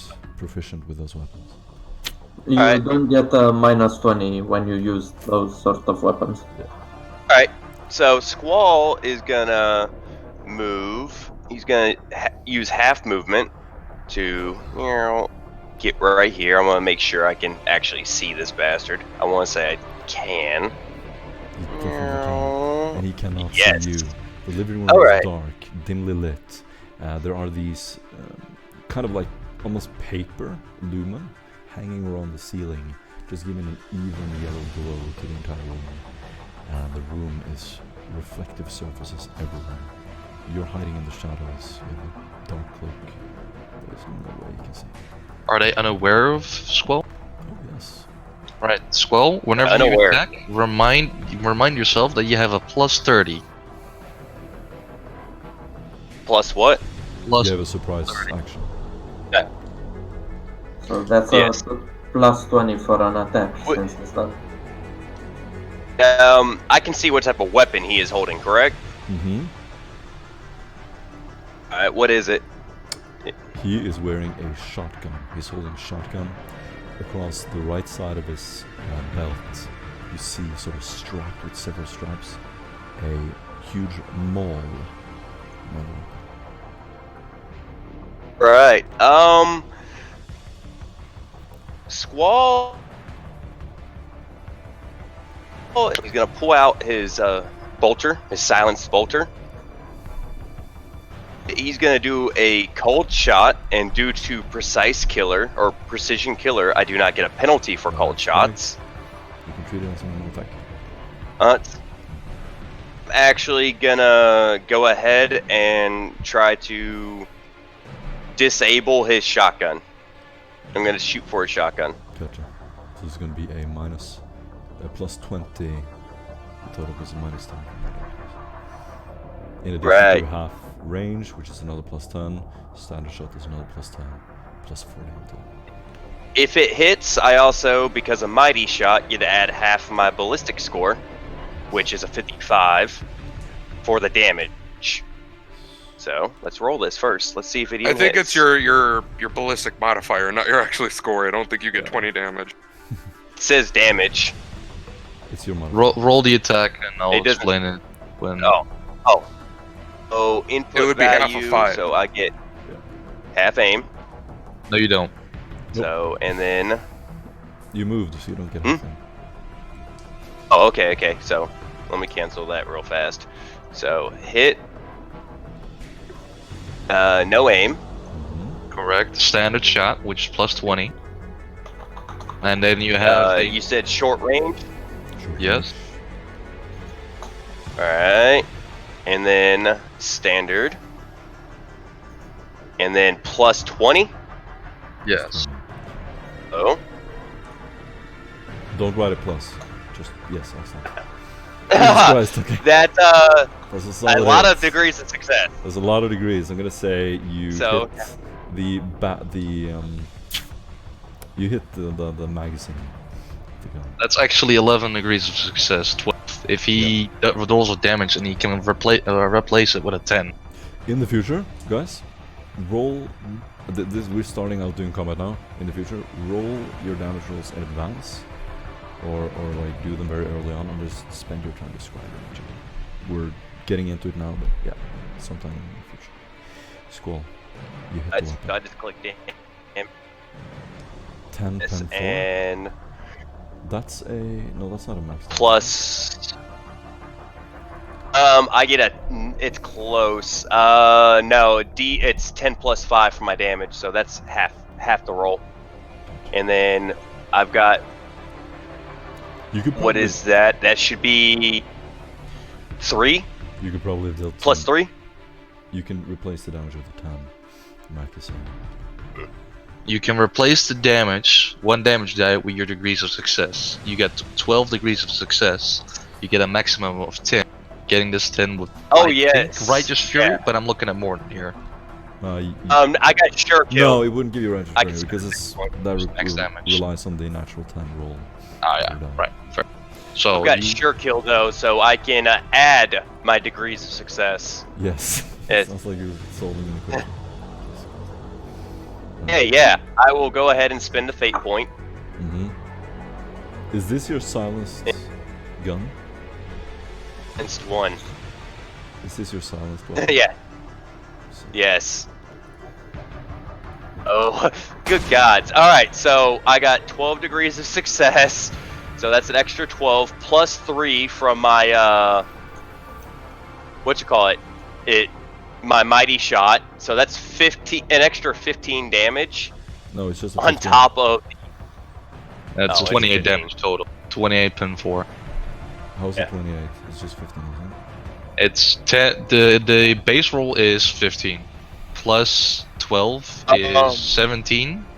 Or But you said you 27. can replace it. You can't add it. No, he has sure kill, which is Sure kill addition. adds onto right, it. so it's a Sure different kill That's thing. gives you Okay. yeah, additional it's two damage. different things. Gotcha. He's Mhm. cheating, but that's legit. Okay, well, you could have killed this guy pretty easily with this shot, Squall. This is an insanely precise shot.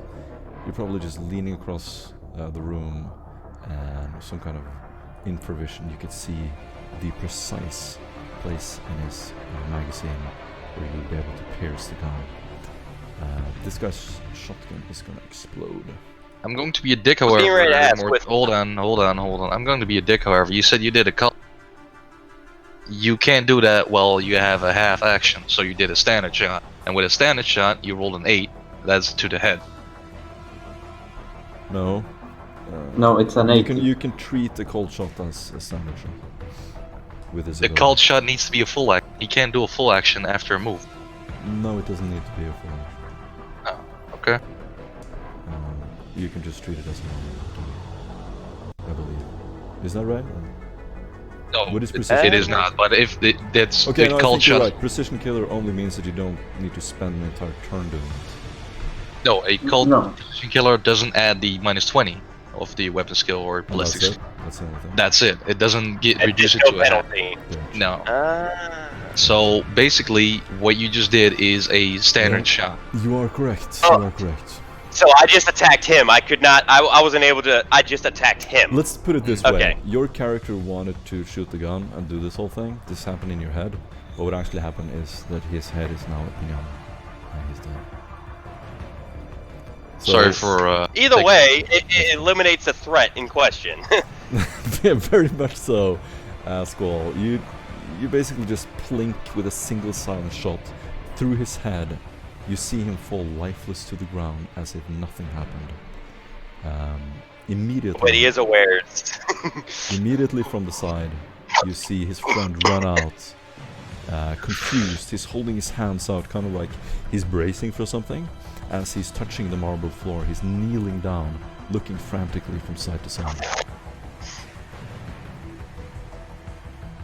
This guy's gonna try to snap out of it. Yes. Yes.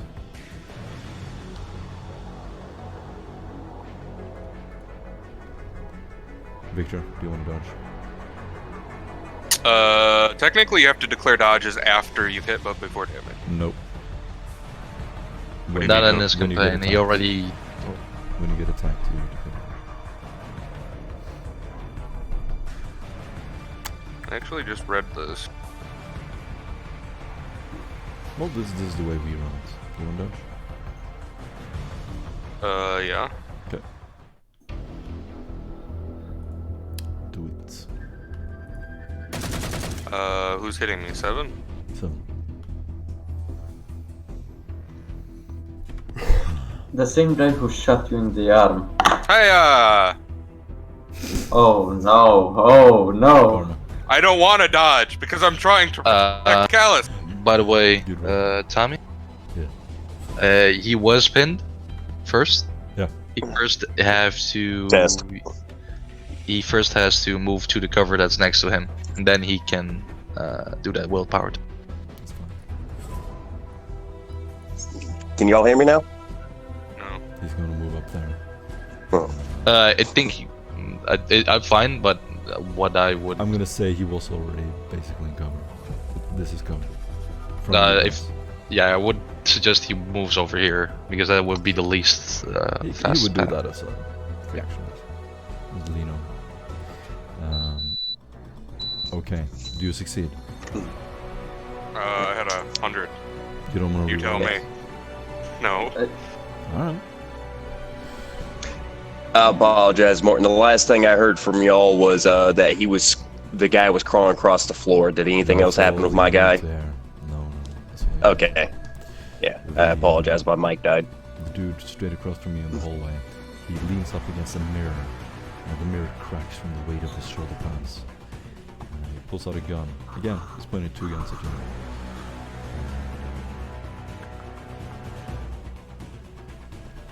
Alright. That's gonna hit your head. Huzzah! The Just a fool, matter the of time hardest before it part. happened. I have 16 armor. Yeah, I'm reading it, Mac. Alright, cool. You take no damage. You take another no damage. You take another no damage. The rest of you are seeing. Yeah, you can describe it. Is it all hitting my head? Yep. So what you guys can see, especially Mac, if he's like has his back against the wall because there's incoming fire near him. Yeah, you'll see that Victor is just standing there like a bulwark, and he's just looking at this guy straight in the face, and you can just see these bullets come flying into his mask.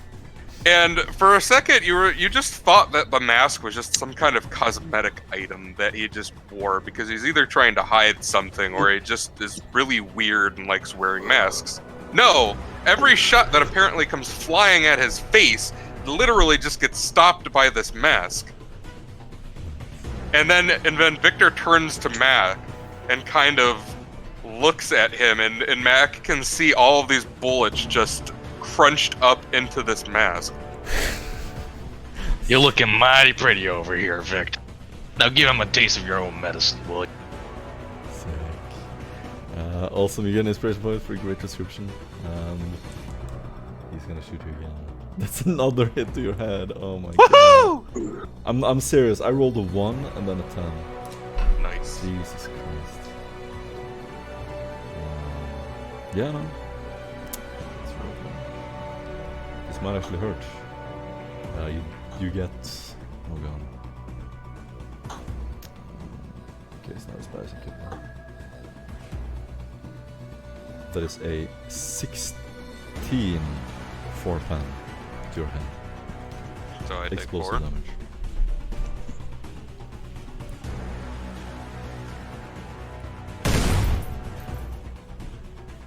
And then you take no damage because this isn't dealing it. You roll a natural 10, so it's a Righteous Fury. Also, this guy's gonna roll. Okay. This is it. He's going to over here. And then he is going to prepare an action. Victor. Victor, kind of reeling from the shot in his head after he absorbed most of it, is going to. Let me see. 1, 2, 3. 1, 2, 3.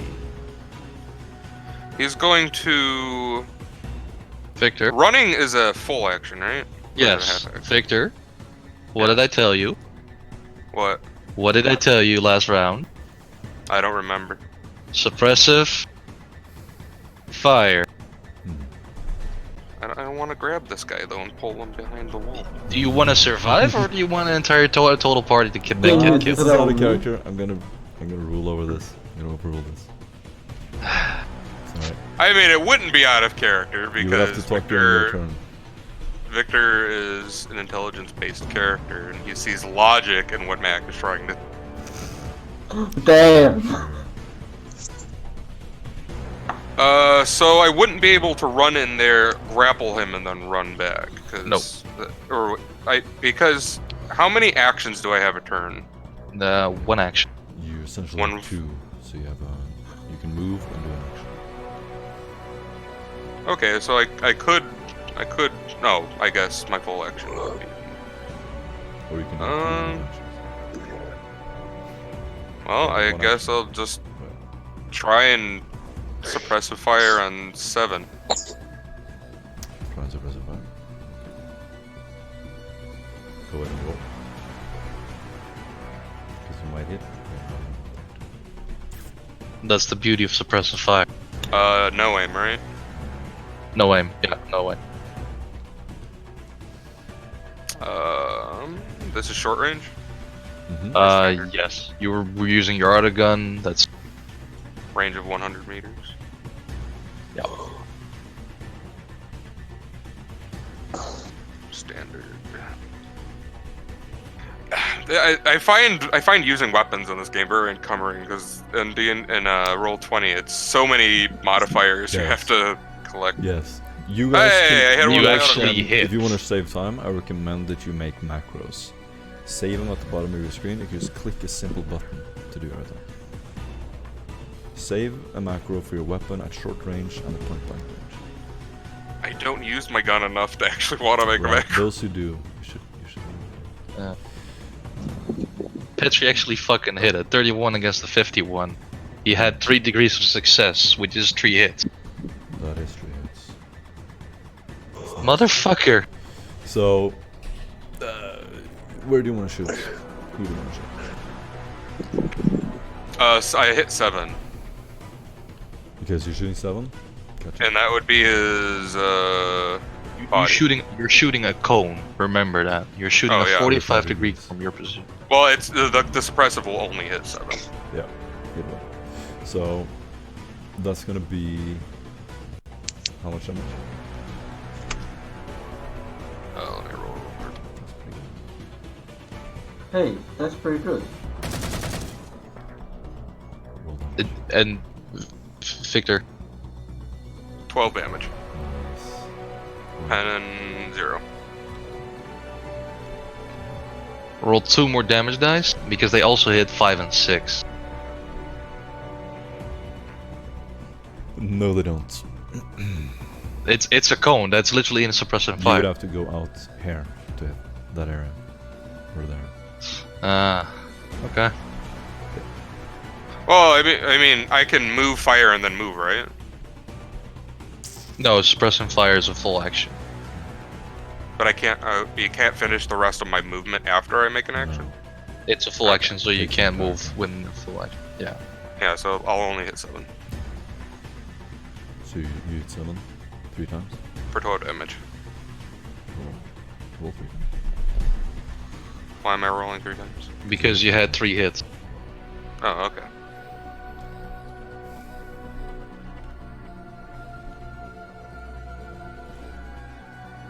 $28.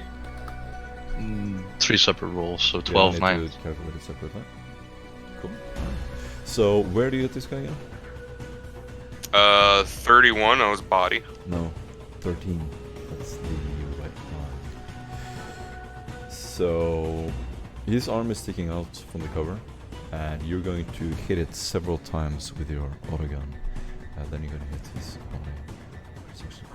Subtract damage. So you just see his hand, along with a vase standing on one of the pillars, explode, and his hand is completely useless, just a bloody mess. Nice job, Mac. The rest isn't suppressed anymore, is it? You don't know that? What do you do, Mac? I'm going to move over to the other side of the... Cool. And then I'm shooting this boy. You can't see him. I can't? Nope. Uh, If this square was missing, you could see him, but no, you can't. then I'm going to... Can I move back? Reset the turn and do it. So Or your character do probably I knew- stick to- Your character probably knew he was there, so... Right. I'm going to instead then set up an overwatch position. And whenever someone moves into either this square or somewhere close to my zone, I'm going to semi-auto him from point blank. Cal, That's it. Yeah, Morten, if I move like so, do I get the benefit of the cover? from shooting him. No, just in general, if I'm here. Benefit Do any from of which these cover? I guys... mean, you get benefit cover from 7, from 2... These are walls. We don't Ah. get cover from the walls, right? No. You Well, do. you are completely covered by those walls. They are solid Oh. walls. These are furniture. They soak 3 damage. This is a wall. This is a wall. Mm-hmm. Okay, yeah. Then I would move for half, like so, from here to here. So I'd be here, and I would Just unleash. before your action. Before it's your turn. Don't sit and do other stuff between your turns, please. In that case, yeah. Okay. Unleash fire upon in a 30-degree arc. I don't know how. I don't know how big the arc is, to be honest. I'm gonna need some help. So. Well, that's 30 degrees something. Yep. Cool. Okay. So anything, yeah, in that direction. Anything cut in that direction. What kind of weapon? Better dodge. 9, 1, and 6. He's doing it with a flamer. With his flame. Oh, with a flamer? Oh yeah, with a flamer. Yeah. You can't suppress your fire with a flamer. He's just. No, I'm not. I'm just firing with fire. It's not suppressing. It's just fire. So every furniture in the room is gonna catch fire, and it's now an inferno flames in here. Temperature rises. There's smoke everywhere. Nice. You guys do have rebreathers, right? Not particularly. I have a respirator, so What a shame. So, squall from the opposite end of the room. You're now gonna see an inferno of flames suddenly fill the room. beautiful. Nobody is- better see us exiting this room if we come out of this Yeah. alive, because our subtlety is just gonna get tanked. You're actually in range of Callus's Oh, of his flame. It's 30. No, it's 30 it's the meters. hand flamer. It only has a 10-meter range. Oh, okay. Oh. Gotcha. Cool. Yeah. Alright, roll for damage. Did none of them manage to dodge? I'll do the dodge. Oh, okay. Just do everything at the same time so it goes. Mm-hmm, faster. mm-hmm. Got you. Okay. He's gonna- he can definitely- Oh, baby, that's a 10.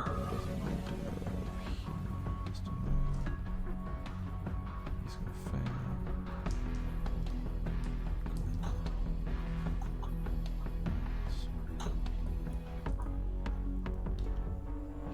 How much? 10. And 2 penetration. Damn, 2 penetration. Okay. It's Um, gonna be.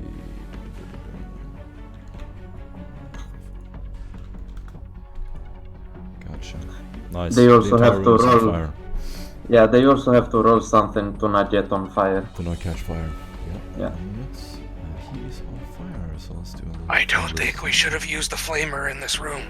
Always use the flamer in So close. this guy in the middle of the space. room is now on fire, and you're hearing this scream of pain as his uniform is melting to his skin. And this guy is gonna turn the corner. He's actually gonna run up to you, Tavi, and Max going to And go first. I yeah, shall. you're gonna do dodge. first, Mike. You get your reaction. Oh, thank God. Nail him. Wait, that's extremely close. I'm range, re-rolling so- that with my It's inspiration. extremely close, so you get a penalty with your gun. This is not a pistol. 66 against an 80. That's 3 degrees. Correct? 2 degrees. 2 degrees. So that's just one round that it's hitting him. Always call out whether you're doing full auto before you roll. It's semi-auto. I told that during the Overwatch. So. Cool. And I'm rolling the dice now, and it's 14 pen. Yeah, 14 pen. Okay. What kind of weapon? The bolt gun. That's the bolt. You find it's semi-auto, only one. Yep. And the bullet goes into him, and you hear a loud explosion. Four more.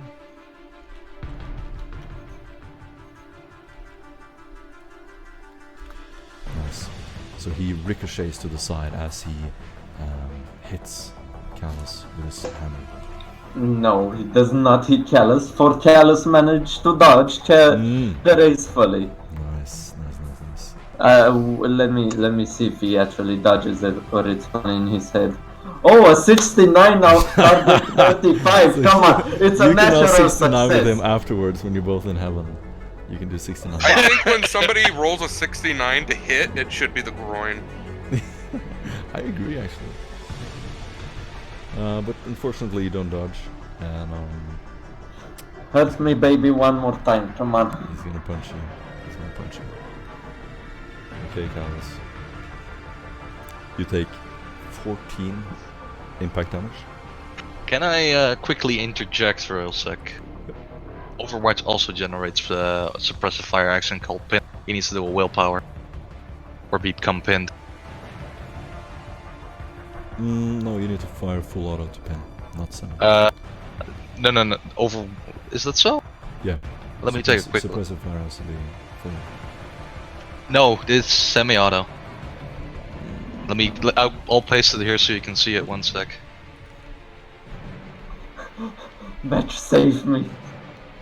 The first block's not interesting, or well, it is because yeah, it's a long ass fucking rule, but worth the. Basically, I established the kill zone, which he stepped into. I hit once, but he still needs to make a challenging pinning test or become pinned. So he does need to pass the test, otherwise he can only. Something about doing an agility test. An opposed agility. Does he have the same agility as What is your agility? minus 50? 50. Yeah, and he has power armor, so I doubt it's that. Let's see. What does he need to have He has higher power. ability than you to do it? Oh, if they have the same. Okay, gotcha.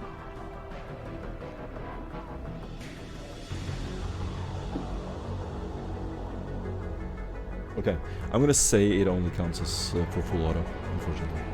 So I'm not gonna say. I'm not gonna say you get suppressed from 2 bullets. So I'm gonna rule. Yeah, I'm gonna rule that it doesn't get suppressed. And that counts for emphasis again. So that's a 14. That is a 14 impact for penetration. For penetration. Sorry, no penetration. Looking at the wrong one. Oh no? You need to take a toughness test. Toughness. Natural toughness. No modifier? No more. Pass. Nice. Oh geez, so now for the damage. Well, 5 with armor, that's 8. 8 minus 14, that's minus So what do you got? 6. I'm on negative 3. Negative 3? Yeah. Let's do the effect. Where did it hit me? So that was impact. That was in the leg, I believe. Left leg. Motherfucker, did he just kneecap me? You kneecap. A solid blow to the leg sends lightning agony coursing through the target. He is knocked prone and suffers 1d10 agility damage. Wait, agility damage? Forever? No. Over and over.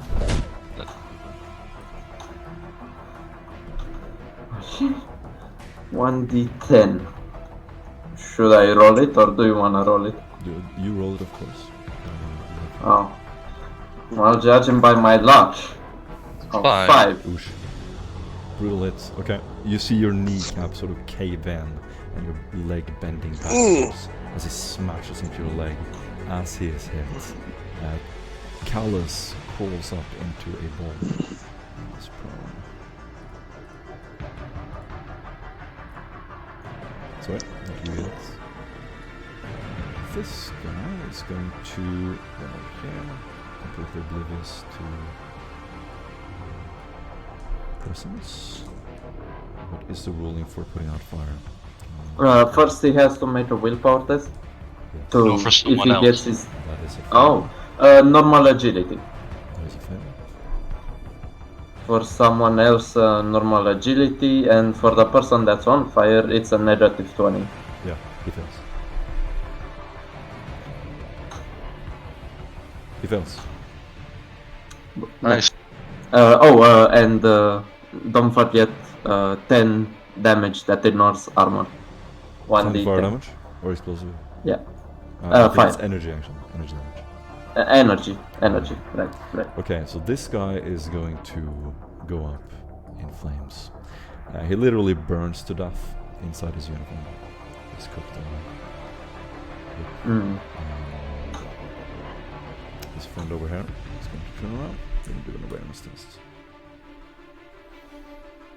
So you see this guy, Squall, he kind of turns around, looks at you, and just doesn't react the way someone would react if they saw an enemy. You can take that as you want. Yeah, so as he does that, what do you do, Squall?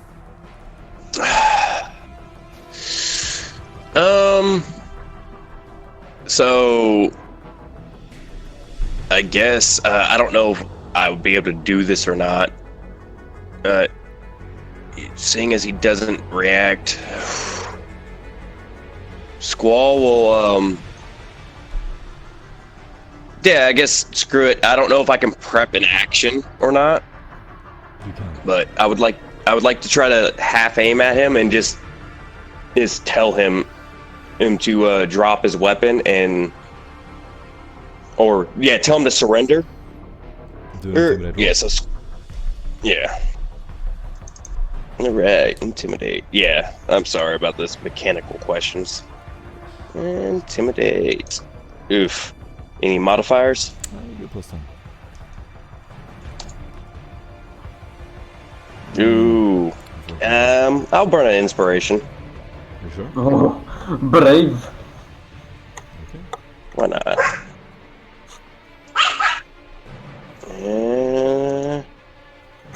Nope. Close. Unfortunately. Okay. Yeah, so I'm gonna say that was your action. You still have moves if you want. yeah, I'll just for this I'll just saddle up a little bit back to try to get me a little bit more cover. Gotcha. So I'll just move one back. This dude is going to run around the corner, try to cover his friend. He's going to shoot at you, Victor. If we didn't get the memo. Do you want to dodge? Yes. Your microphone is very low. No, it's not. My microphone is just fine. Mm, I actually dodged! nice. That's actually going to dodge both attacks. Lucky bastard. So Ah! the first shots, they kind of ricochet off your armor. Some of them hit the ground. You just stand there kind of absorbing all these bullets. And this guy has a destroyed left arm, so his other weapon is laying on the ground.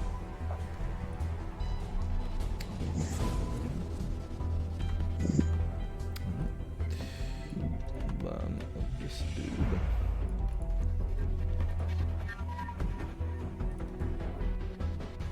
So, flying through the air right now, Victor, you see a metallic small object. Oh no. It's really small.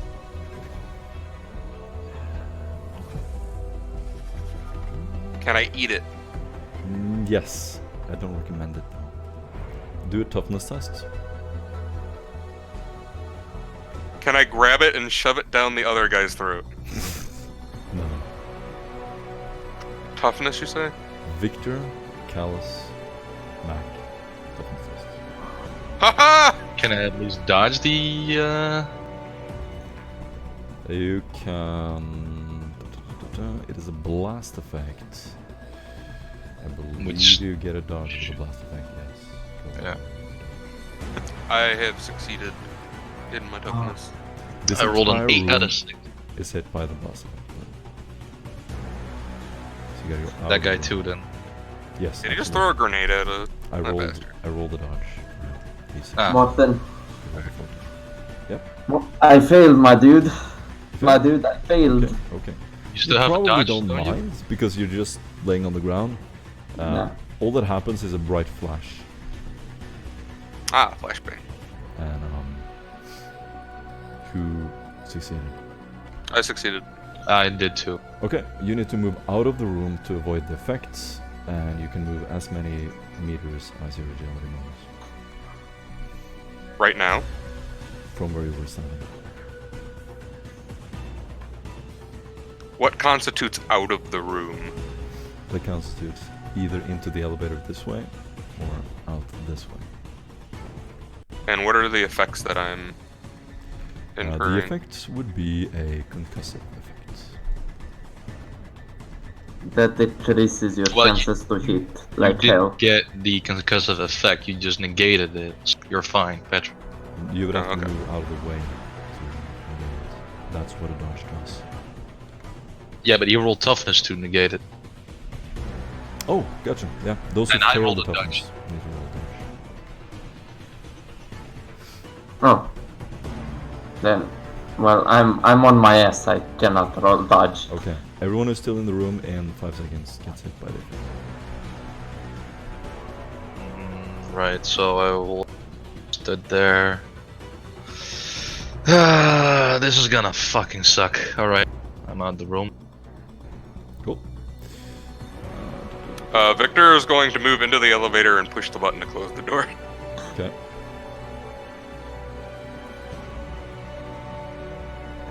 So as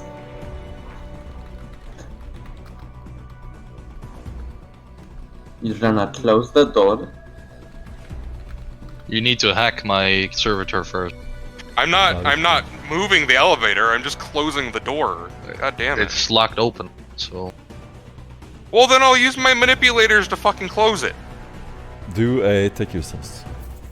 I'm gonna give you a -20 on this. Well, didn't he roll toughness? He negated the effect, right? Yeah. What's the point of rolling the toughness? The The toughness point of is rolling some... the toughness is to negate the effect while you're standing in the room. You, in addition, get an agility roll as a dodge to move out of the effect, just like you get with a flamer. Oh, you're good, fam. You don't need to move. You're good. No, he's not good, because that is base toughness, and a concussive effect gives a -20 penalty, because I assume it's a flash, Morton? You are correct. I didn't Okay, want to be mean to you, but you're right. No, I'm going to explain this, because I noticed that people are getting edgy here and thinking, why the fuck did I do it? Give me 1 second, because we're all confused here, apart from me, I think. But even I am now, I'm partially also... concussed. No, you're not concussed. Let me hold on. You No, moved into me the... out of character are partially concussed. Yeah, But what's going okay. on? You basically got thrown a stun grenade. A stun grenade has blast 3 and concussive 2. Okay. Blast 3 basically means the range that it does. It probably hit around here. This is my educated guess. We were standing both here and here, which is a meter. So we're in the range. You can either do a dodge test, which I did, and I succeeded No, by not a either. little. Everyone gets a dodge test. Yeah. You get a dodge test, and then you need to move. A toughness test is done when you failed the dodge Yes. test because of concussive, and concussive does the following. 1 second as I scroll up. Concussive is... Well, I failed the dodge, but I passed. Yeah. No, you didn't, because it's the following. Concussive weapons strike with a powerful impact strong enough to temporarily knock a foe senseless. When a target is struck by a concussive weapon, he must take a toughness test with a penalty equal to 10 times the number in the parentheses. Yes. For example, a weapon with a concussive 2, which I would like to note is the stun grenade, would impose a -20 on this toughness test. That's why I So- didn't want to be mean to you, so I didn't imply that, but yeah, I was aware of it. What happened basically is you got fucked by a stun grenade, and you thought you passed because it's a 42 against a 42. But Morton forgot to mention that you had a mouse, and that's why you Didn't failed. forget it. I wanted to be nice to you, but it's fine. Okay, you're unconscious, Victor. I'm sorry. You're stunned. Oh, that's fine. I have Iron Jaw, so I can probably get out of this fairly easily. What does Iron Jaw do again? I get to make a 0 toughness test to break stun. Immediately, Ooh. right?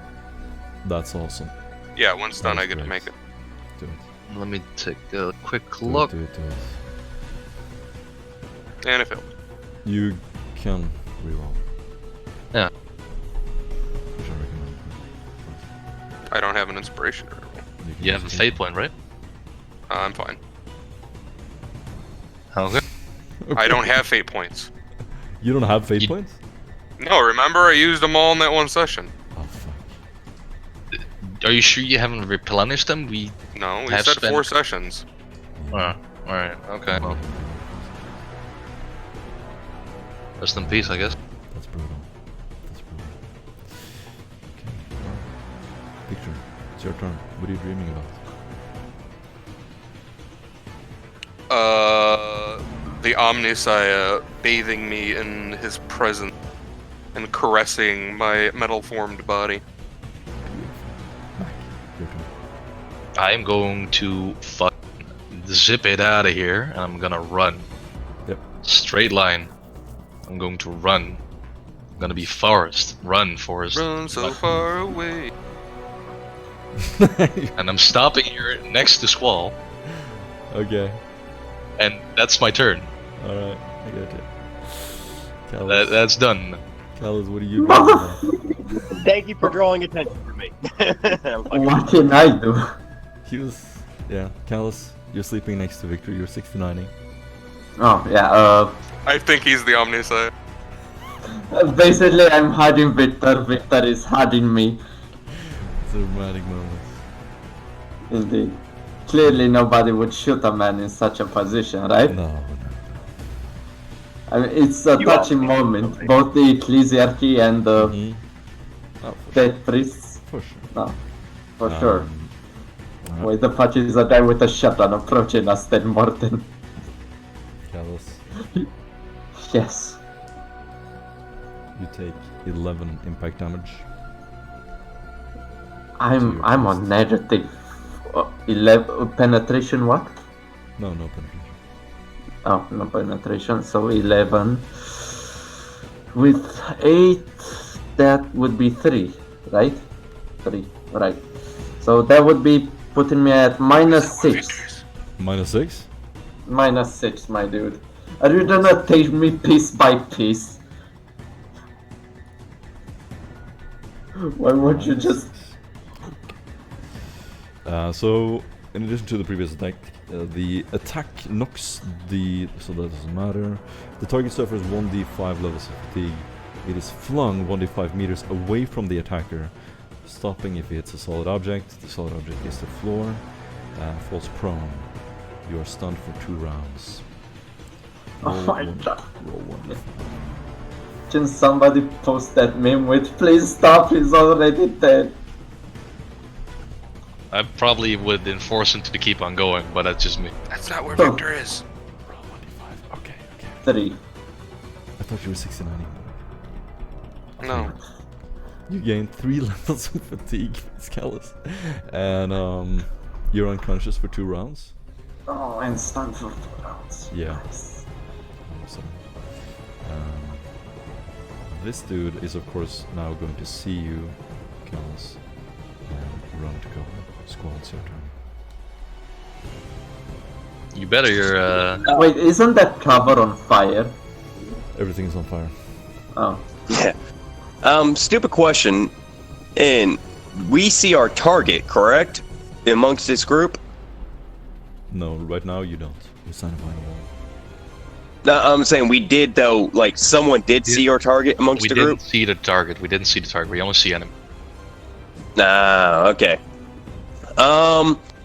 So Squall will step around Callus here, and actually, Mac, you mean? oh, sorry, Mac. My bad. We've been hearing Callus for so much.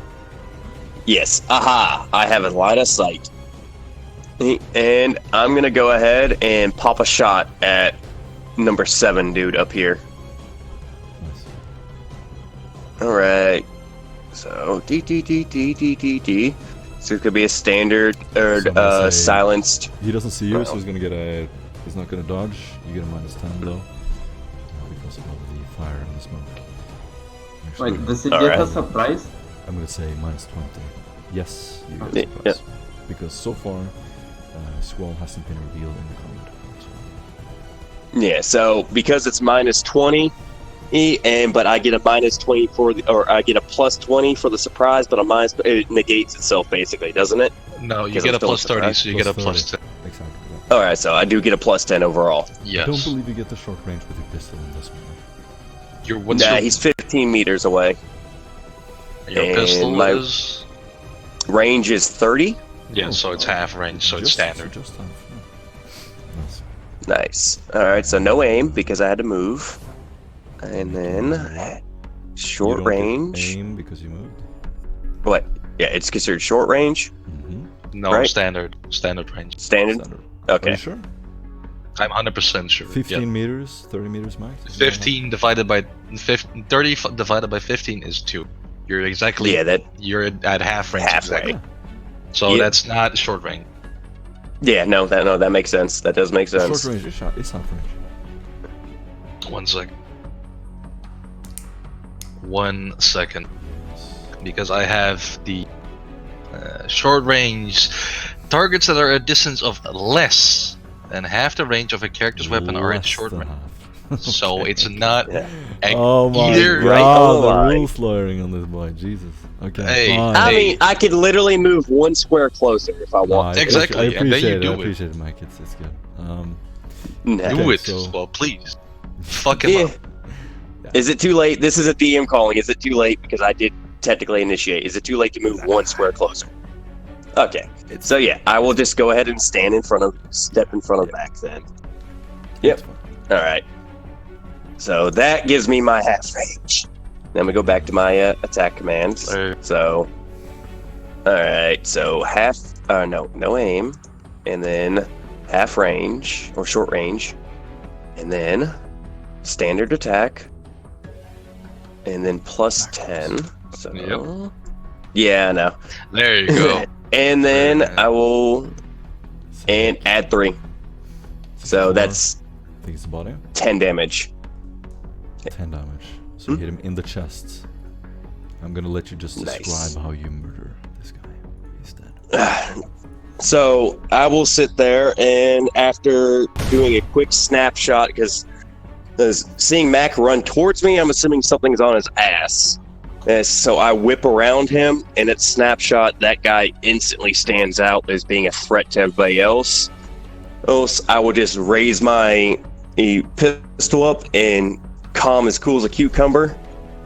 Let my natural reflexes kick in as I pull the trigger, smooth as silk. In Nice. You get an inspiration point. The guy keels over, leans up against the wall, and you see a sort of a blood splatter and a line down to his body. Good. Very, very well done. The free action to just go ahead and be like, that's 2. nice. Goddamn show off. These two guys are going to smell that something is up. He's gonna snap on this. Basically gonna run out of the room. Victor. Stunned. Mac. Not anymore, aren't you? It's only for 1 round. It's 4 rounds equal to the degrees of failure. Ah. I thought. Oh, you're correct on that. Yep. I quick draw my sniper rifle because this shit's going haywire and it can't have fun anymore, it seems. And I'm going to shoot at the guard closest to us because fuck him and all that he stands with a single shot action. With a half aim, and Cover. that's cool. He's not gonna have any cover for long. I will guarantee you that. Then I'll shoot him. 7.4 in the 64, which is the bottom. There's only smoke and what else did you say? What do you mean? For Smoke and analysis. flame. Smoke and flame. Is that a -20 or is that not accounted here because it had a 10 meter range? It's pretty close to you, away from the fire, so I'm gonna say -10. Okay, cool. That is, yeah. Sorry, I had to do some calculations. That's 8 against 9. That is 10.3 plus 6. That's disgusting. And I'm actually going to revert. 16.3. 1 more. 90 against 8. That's 8 degrees of success. No, 9. 9 degrees. I replace my damage of 3 with 9. Mm. That's 16 plus 6. That is a, what do you call it? A 20 to the head with pantry. An extremely loud explosion. So it sounds. No. So through this place is like an amplifier of sound because everything is reflective and smooth. So it just literally paintings shatter, things fall from the walls. You see windows start to smash, and this huge explosion goes in the room. That was just a silent sniper rifle shot, but I appreciate it. Well, whatever. It's pretty powerful. So windows will probably shatter. All this fine interior will probably be destroyed through the fire and explosion from his gunshots. The pillar he was standing behind immediately explodes, and sort of looking at the remains of him, half his head is missing. I count that as 2, Squall. Don't bullshit me on this. Round 2 of stun. Currently I'm thinking about the paperwork necessary to explain this entire shit fast. You get an inspiration point. And this guy is going to... Don't kill me, I'm tired of you. Callus. Oh, fuck. I should not have said that. I keep repeating that. Callus, you take 11 impact damage. Oh my god, you're not even killing. Wait, let me think. So that's 5 plus toughness 8. You didn't even fucking kill me properly. I mean, he does have you have critical 8 critical damage. I have 6, so that'd be 9. 9 critical. 9 critical damage. To the Are head? you sure? Yeah, because it would be 11 minus 8. Does it penetrate? No. So yeah, that'd be... Why do you suddenly have armor? You previously said you didn't have armor. You fucking said that It's I have toughness armor. bonus. Yeah, toughness bonus is 3. Yeah, but you previously said, oh yeah, you could have armor around your uniform then, and I said, fine then. So now you have armor. Yeah. He's still on a minus. He's no, almost dead. sorry, dude. I'm gonna rule against that. I'm so sorry. Callus. Then I am at minus 10. Yeah. Callus. Burn a fate point. The hit I am, rips but I apart the flesh of the leg, causing blood to spray out in all directions. Even as the target tries futilely to stop the sudden flow of blood and vital fluid, he falls to the ground and dies in a spreading pool of gore and blood. The agony is such that the target's death and his horrible screams drown all conversation within 2d10 meters for the rest of the round. Even though I'm unconscious. You're No, dead. you're dead. You're fucking dead. Can Your he not last burn a fate screams. point to negate that? Your last screams were so horrible that no one can hold a conversation near you. And I'm gonna say those who are near need to take a short rest, but you're already unconscious. You can burn a fate point to stay alive. You give a concussive with a parentheses of 14. That will be fun. I'm gonna get you a bionic leg if I make it out of this. Thanks. Wait, I do still have my leg, right? Oh, it's crushed. No, Oh. it is You're not. leaking blood all over the place. Yet somehow my faith keeps me alive. Yeah, your fates. Do Do you want to burn fate? I- Yeah, I burned it. Gotcha. Quick notes. I need to go in 10 minutes. I Gotcha. would like to wrap this combat Yep. over in 10 minutes, so let's hurry. Yeah, I've got at most 25 minutes. The two guys here are gonna shoot you, and you have your actions. Let's do them quickly at the same time. Mac and Squall. I move up to the wall and I'm gonna try to shoot one of them. I think two is just in my sight. No, it isn't. It's a wall. I'd Okay, I'm gonna say this cover is burned down. Well, it's not the cover that's blocking him. It's the it's wall. Fair enough.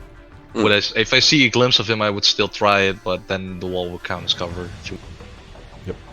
Yeah. All right. Gonna try another shot. No aim this time.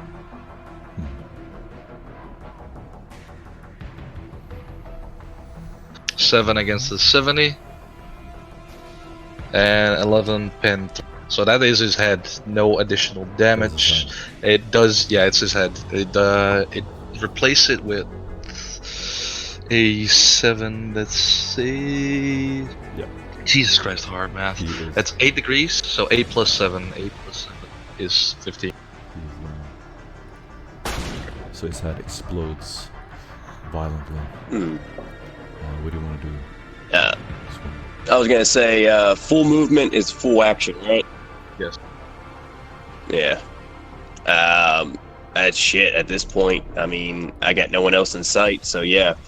I'm just gonna go for my full movement, so real fast. Click my select so I can actually move my shit. Hit 1, 2, 3. We'll get better at this. 4, 5, 6, 7, 8, 9, 10. Puts me right there. So ideally our turns would be like 15, so 20 seconds. Yeah. Alright, cool. Yeah. That was all I could do. Oh. As full movement. As full movement you can run. So you pretty much run right up to them.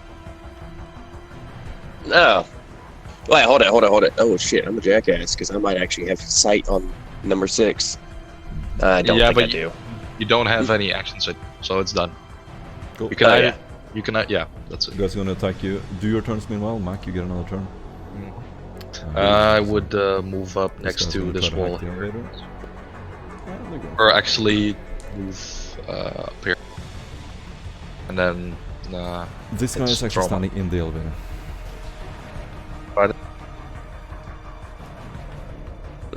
Squall, your turn. Squall. Alright, yeah, so... Wait, well, why is it Squall's turn again? Victor, you've had 2 turns. Do you wake up? Yeah, I should have woken up. Last turn was the last turn. Then it you was get done. another action. No. Victor, what do you do? Upon snapping back to reality, oop, there goes gravity. He is going to quickly snap to the guy that's fiddling with the elevator and use his manipulator mechacandrites to grab onto his shoulders as Victor grabs onto his hips, and he's going to try and grapple him. Sick. Full strength. First you have to hit with weapon tests. Yes. And I succeeded! Sick. Okay, he's gonna fail his opposed. I'm not gonna bother. You don't need to roll. You just succeed. So Victor, you're not holding this guy with your extremely powerful hands and your mechanandrites, and you're lifting him up to the side of the elevator. I am then going to move. Can I move a grappled target? Oh yes. Then I will take it's half movement. Can you? So I will move him this way. Gotcha. So you're literally just holding him by his throat, lifting him up. And at this point, this guy. And that'll be my turn. He's gonna miss. Shoot again, it's gonna hit. Victor, you take. I dodging that. Yeah. Fail. Okay. You take no damage because you have too much armor. Mac, Squall. Squall, it's your turn. You move Alright. up to here. Yeah, that. Yeah, that's where I'm gonna move up to. Ooh, and actually, seeing as he's got the other guy grappled. Finish him off. Finish him off. Finish him off. Please. Real fast, either one of these two the target that we know No. of. Nope. Fuck it. I'm point blank execution on this guy. Do it. So, You get a also. You get a bonus plus to hitting 20 melee. weapon skill in melee. Yeah. Yeah. So you get a plus Yeah. 10. You get a plus 20 weapon skill to hitting things being grappled in melee. Like, where you're Nice. within range. Yeah. Rifle check him. So, point blank. Yeah. 30. Yeah. Point blank, standard. And any modifiers, because now there's Go, just people. do it. Go. Yeah. Let's try to do Yeah, our turns at this quicker, point. and details doesn't matter as much as the combat Yeah. being cool and fun. I think. Yeah, I think he's dead. 14 damage, 41. 4 pen. 4 pan, gotcha. He's definitely blooded. And Mac. 4 degrees of success, 6 bullets were shot, so 4 hit, 4 rolling 4 damage dice is now on the target below. Yep. Roll a 30. That's 7, 11, 14, and 9. 7, Silence, 11. Ha! Nice. He sprayed into oblivion. His entire body was filled with. He doesn't have any calcium deficits anymore. Make all the joke. By the way, are there any windows in this room? Yes, they're closed up with our windows pretty much along the walls in the south of this room. All the way in the south. So not in this particular section. Okay, but in this apartment we're in. Yes. Okay. Oh, the guy's gonna get loose. He's gonna go over there. How is he getting loose? He's getting loose within a post or a Linux. Okay. And then he's shooting at you, Mac. I'm dodging the fuck. Yep. 65 against the 60. I don't dodge. Gotcha. You take 13 impact damage. Pen. Oh, no pen. So Got it. Pen 4. Pen 4. Yep. 13 damage. Yes. Jesus Christ, gotta go do fucking maths again now. God damn it, man. Well, imagine the math I'm doing with these fucking different NPCs. 8 impact damage, 4 pen. Second hit. So those are the 2 hits. Oh, wait, he shoots again? Yep. Alright, and I've dodged it again because I have It's a steps. semi-auto. It was a semi-auto shot. Ah. Okay, and what his second attack did what? I don't remember. 6. 6 pen. Sure. Minus 1. Alright. Second attack. He's gonna hit you a bunch of times. That's gonna be a 10 impact damage and then a 9 impact damage. Did he do a second attack? Yes. Then I'm dodging again. Fucking hell, I'm doing a fate point because fucking this guy. 42 against 60, I Nice. succeed. You dodge both attacks. The last guy, I'm gonna rule that you do whatever you want with. He's not gonna fight back. Victor is going to grab him with, in the similar position that he did before. Is one of the manipulator mechandrites is going to disarm him, so he can no longer, attack us. And then I'm going to take him and throw him and jettison him out. Oh, So come the last thing on. you hear is like, "Ah!" This guy flying through the window, glass breaking. There goes our subtle.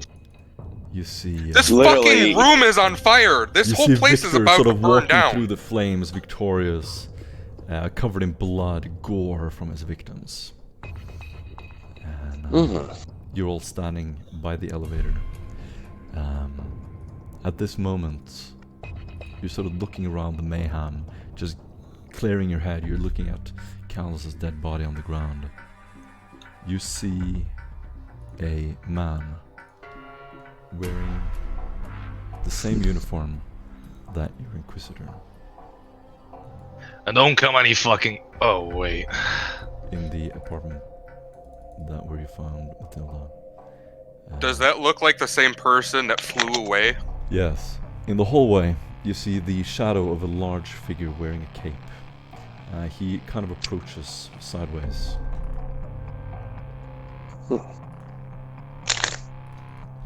The guy you see is chiseled-faced, classically handsome, slicked back black hair. He's tall, unusually athletic. He's currently wearing his helmet under his arm, and he's just walking over kind of quietly. He has a skin suit, which looks very high-tech, very unique. He has a glyph on his chest. And, Mac just aims his sniper rifle. Alright, that's enough right there. I'm tired, I'm not dealing with this.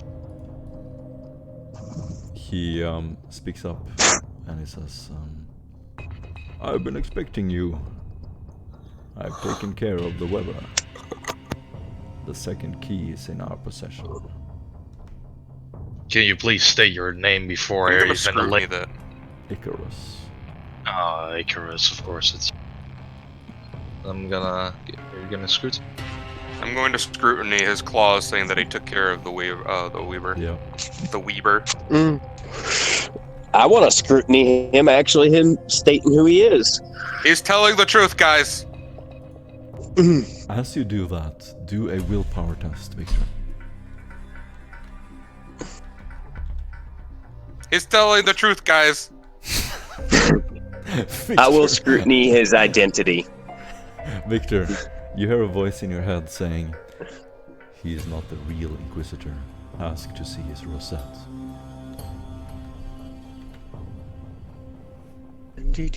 Shit. Well, Victor, do it. This is all He's happening telling the in truth, guys. This is all happening in the living room. From the elevator, you look around and you see Icarus walk into the room, the direction you came. There are now two of him. Two of him? Squall will bust out both of his pistols, point one out of each, and say, "Hey," because he did it before. I introduced it this way. If you're the Inquisition, where's your rosette? And with that, we end the session. Phew. For today. I've established Squall as a paranoid motherfucker. And pretty fucking good shots. Jesus Christ. I'm kind of concerned